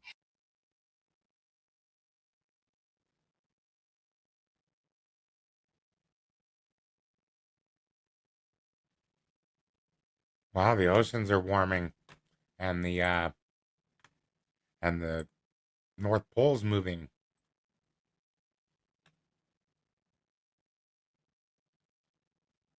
What else we got? All right, guys. Well, that starts the next segment of this show, which is going to be about police fragility and the blue line of white supremacy that divides us. We're going to talk about it some more, guys. I got some articles here, and thank you to Clay Shields for bringing it up, man. We had to really check out. Well, you know what's what. What makes the blue line a white supremacist thing, or I feel it's a supremacy thing, not specifically white supremacy. It just seems like they've invented another class of folks that is above everyone else. Let me find my tab here.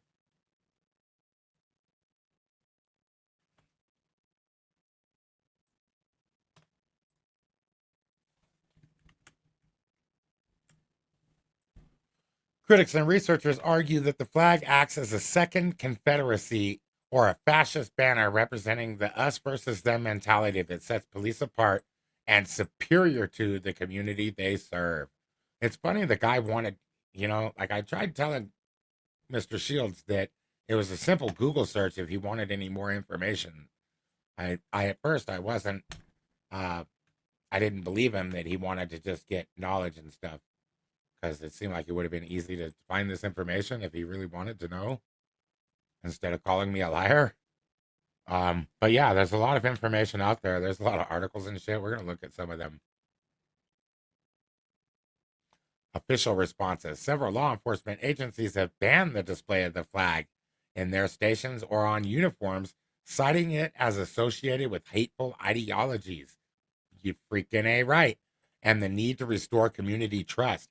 That's when I got the tour of the Arlington, Texas, or when I was in Texas, I got the tour. I was ready to tear these blue lines off the wall, man. They were so infuriating. The police had violated us, and then when I went down to their station, they had a blue line covering up the windows and shit. I was mad. I was about to go to jail. I told them, I'm going to remove the damn line. You take it off of there, or I'm taking it down.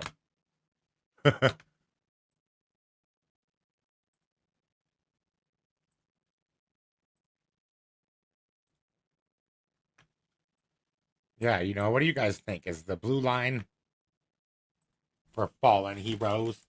Is it for fallen dirty cops? Should we be talking about the lives of the people that they destroyed? Or should we be talking about this guy that got killed in the line of duty? You know?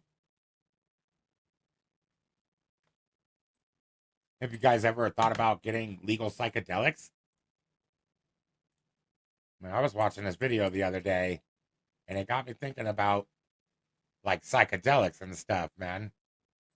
And, I was thinking, hey, I think these are legal here in, like, Colorado, especially in Denver. So,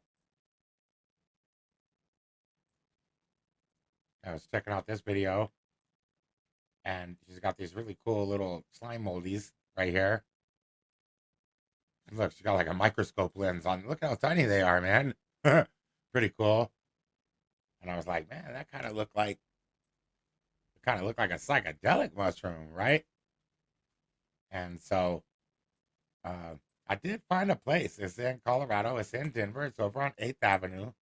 It's called the Lyman Support Center. If you're ever in Colorado and that's something that interests you, you guys can, oh, here, let me put it on the stage. You couldn't see her.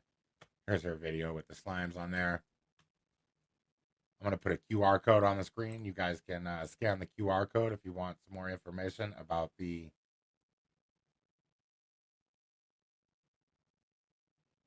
Lyman support centers, where you guys can go in and, like, after 2 p.m. in less than 5 minutes, you could go in and get yourself some funky dunky mushrooms there. Totally legal. I don't know why my QR code ain't right here. Oh, here it is. They didn't put it up there, though. I'm just going to show you the page. It's called Lyman Support Centers. And you check that out. Go over here. Here's all the information. Hours are between 2 p.m. and 6:45. You come in, 21, with a valid license. He gives you a little piece of paper with, like, some journal entry questions and stuff you could ask yourself. Yeah, guess he won the 2025 Psychedelic Cup for most homogenous. They've got all kinds of stuff here. There's a huge community. There's all kinds of articles that he's been mentioned in, I guess. They got DMT pens in there. So if you want to get DMT, you take 3 pulls off this DMT pen and you go meet the entities. They got drink recipes on here. The DMT pen was pretty good. The mushrooms, I might have liked it a different strain or something, but yeah. Anyways, take you no time at all to go in. You don't got to make an appointment. You just ring the doorbell, you push, and then you pull, and you're in.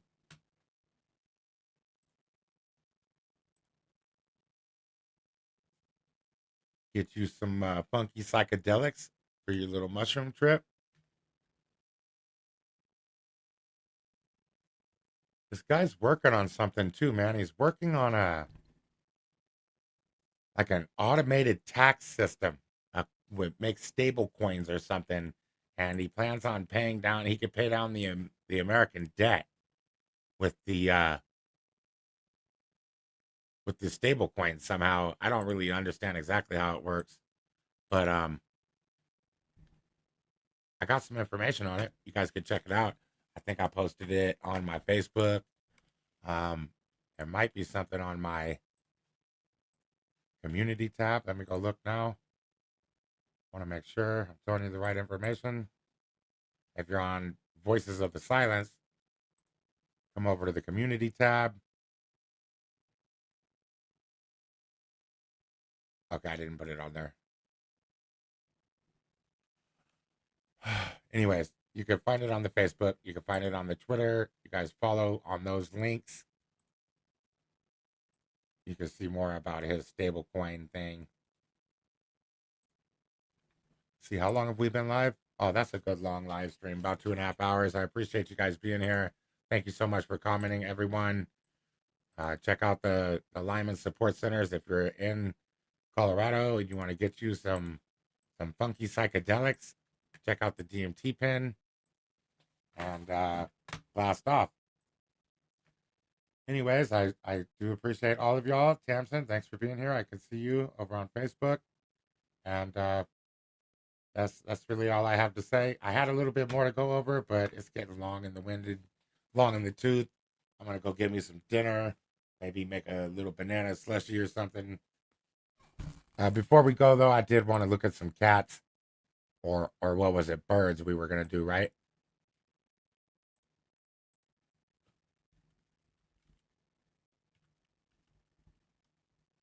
Let's check out some cute birds, man.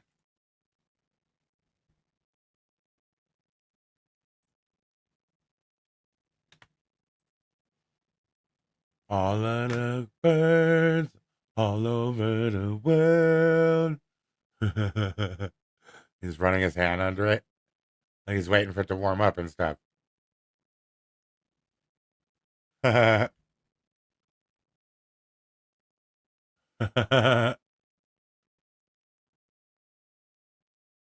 She's getting her work done, though. Look. Bird trying to get her. Magpie. I think the magpies are pretty. Cannibal. Little cannibal, though.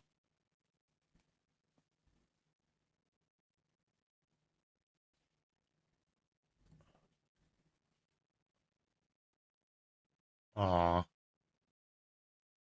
Child's laughter. Little bird.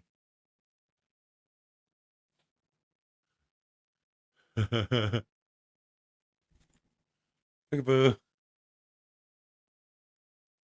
That's a pretty bird.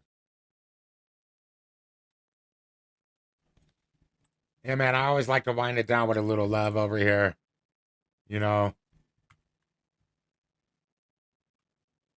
we talk about some pretty tense subjects. It's kind of traumatic. I want to make sure that we get a grounding before I let you all go. And make sure we can see this. Oh, damn it. I didn't have it on stage. Shit. I'm going to have to go back and show the birds now. There's the guy, he was trying to get the water on him, trying to wait for the water to warm up. I'm sorry I didn't show you guys sooner. I was just a little carried away with the animals. He's trying to get the water warm. This is the little bird, the lady doing her work, but the bird trying to get her. She's getting it done. Look, this is the next question. Here's the magpie I was talking about. Being a cannibal. I guess that don't make a cannibal if a bird eats eggs.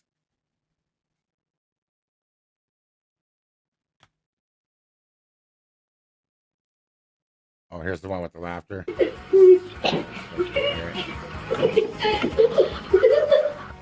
that pretty? Little guy scratching his ear.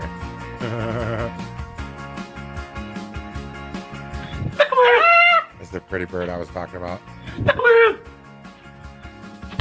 I thought I could share this with you guys. Maria!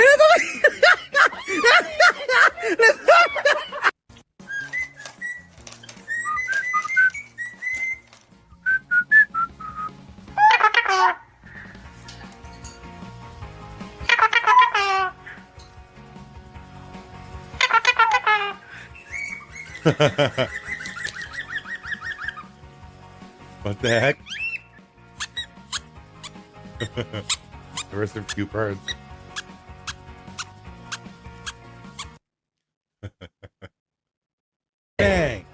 Oh man, what the heck? I mean, he really looked like he shot him though. The sparks really got his ass. Let's do that again. Pow! Oh. Yeah, he shot him right in his face. Maybe it's like a spark gun or something and not a cap gun. I don't know.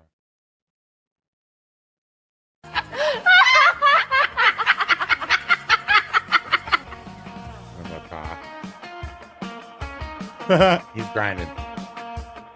He grinded.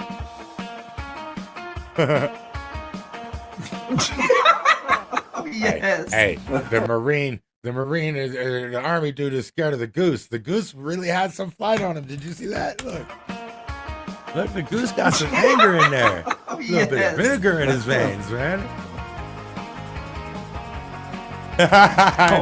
He targeted one dude too. He didn't care about the other ones, man. It's like he knew him. He was waiting for him and shit. As soon as I see that, I'll go get his ass. Hey, that's kind of funny though. Let's watch it again. Why did he come right up to the Yes. And the dude looking like he really could have boxed him and shit too, man. Like, I think the dude's scared of geese, man. Oh my God. Get there. はい。もういいよ。もう閉めないよ。あ Try to get me. Aw. That's incredible. Get the little hummingbirds right in your hand. He's mixing it. Aw. He's...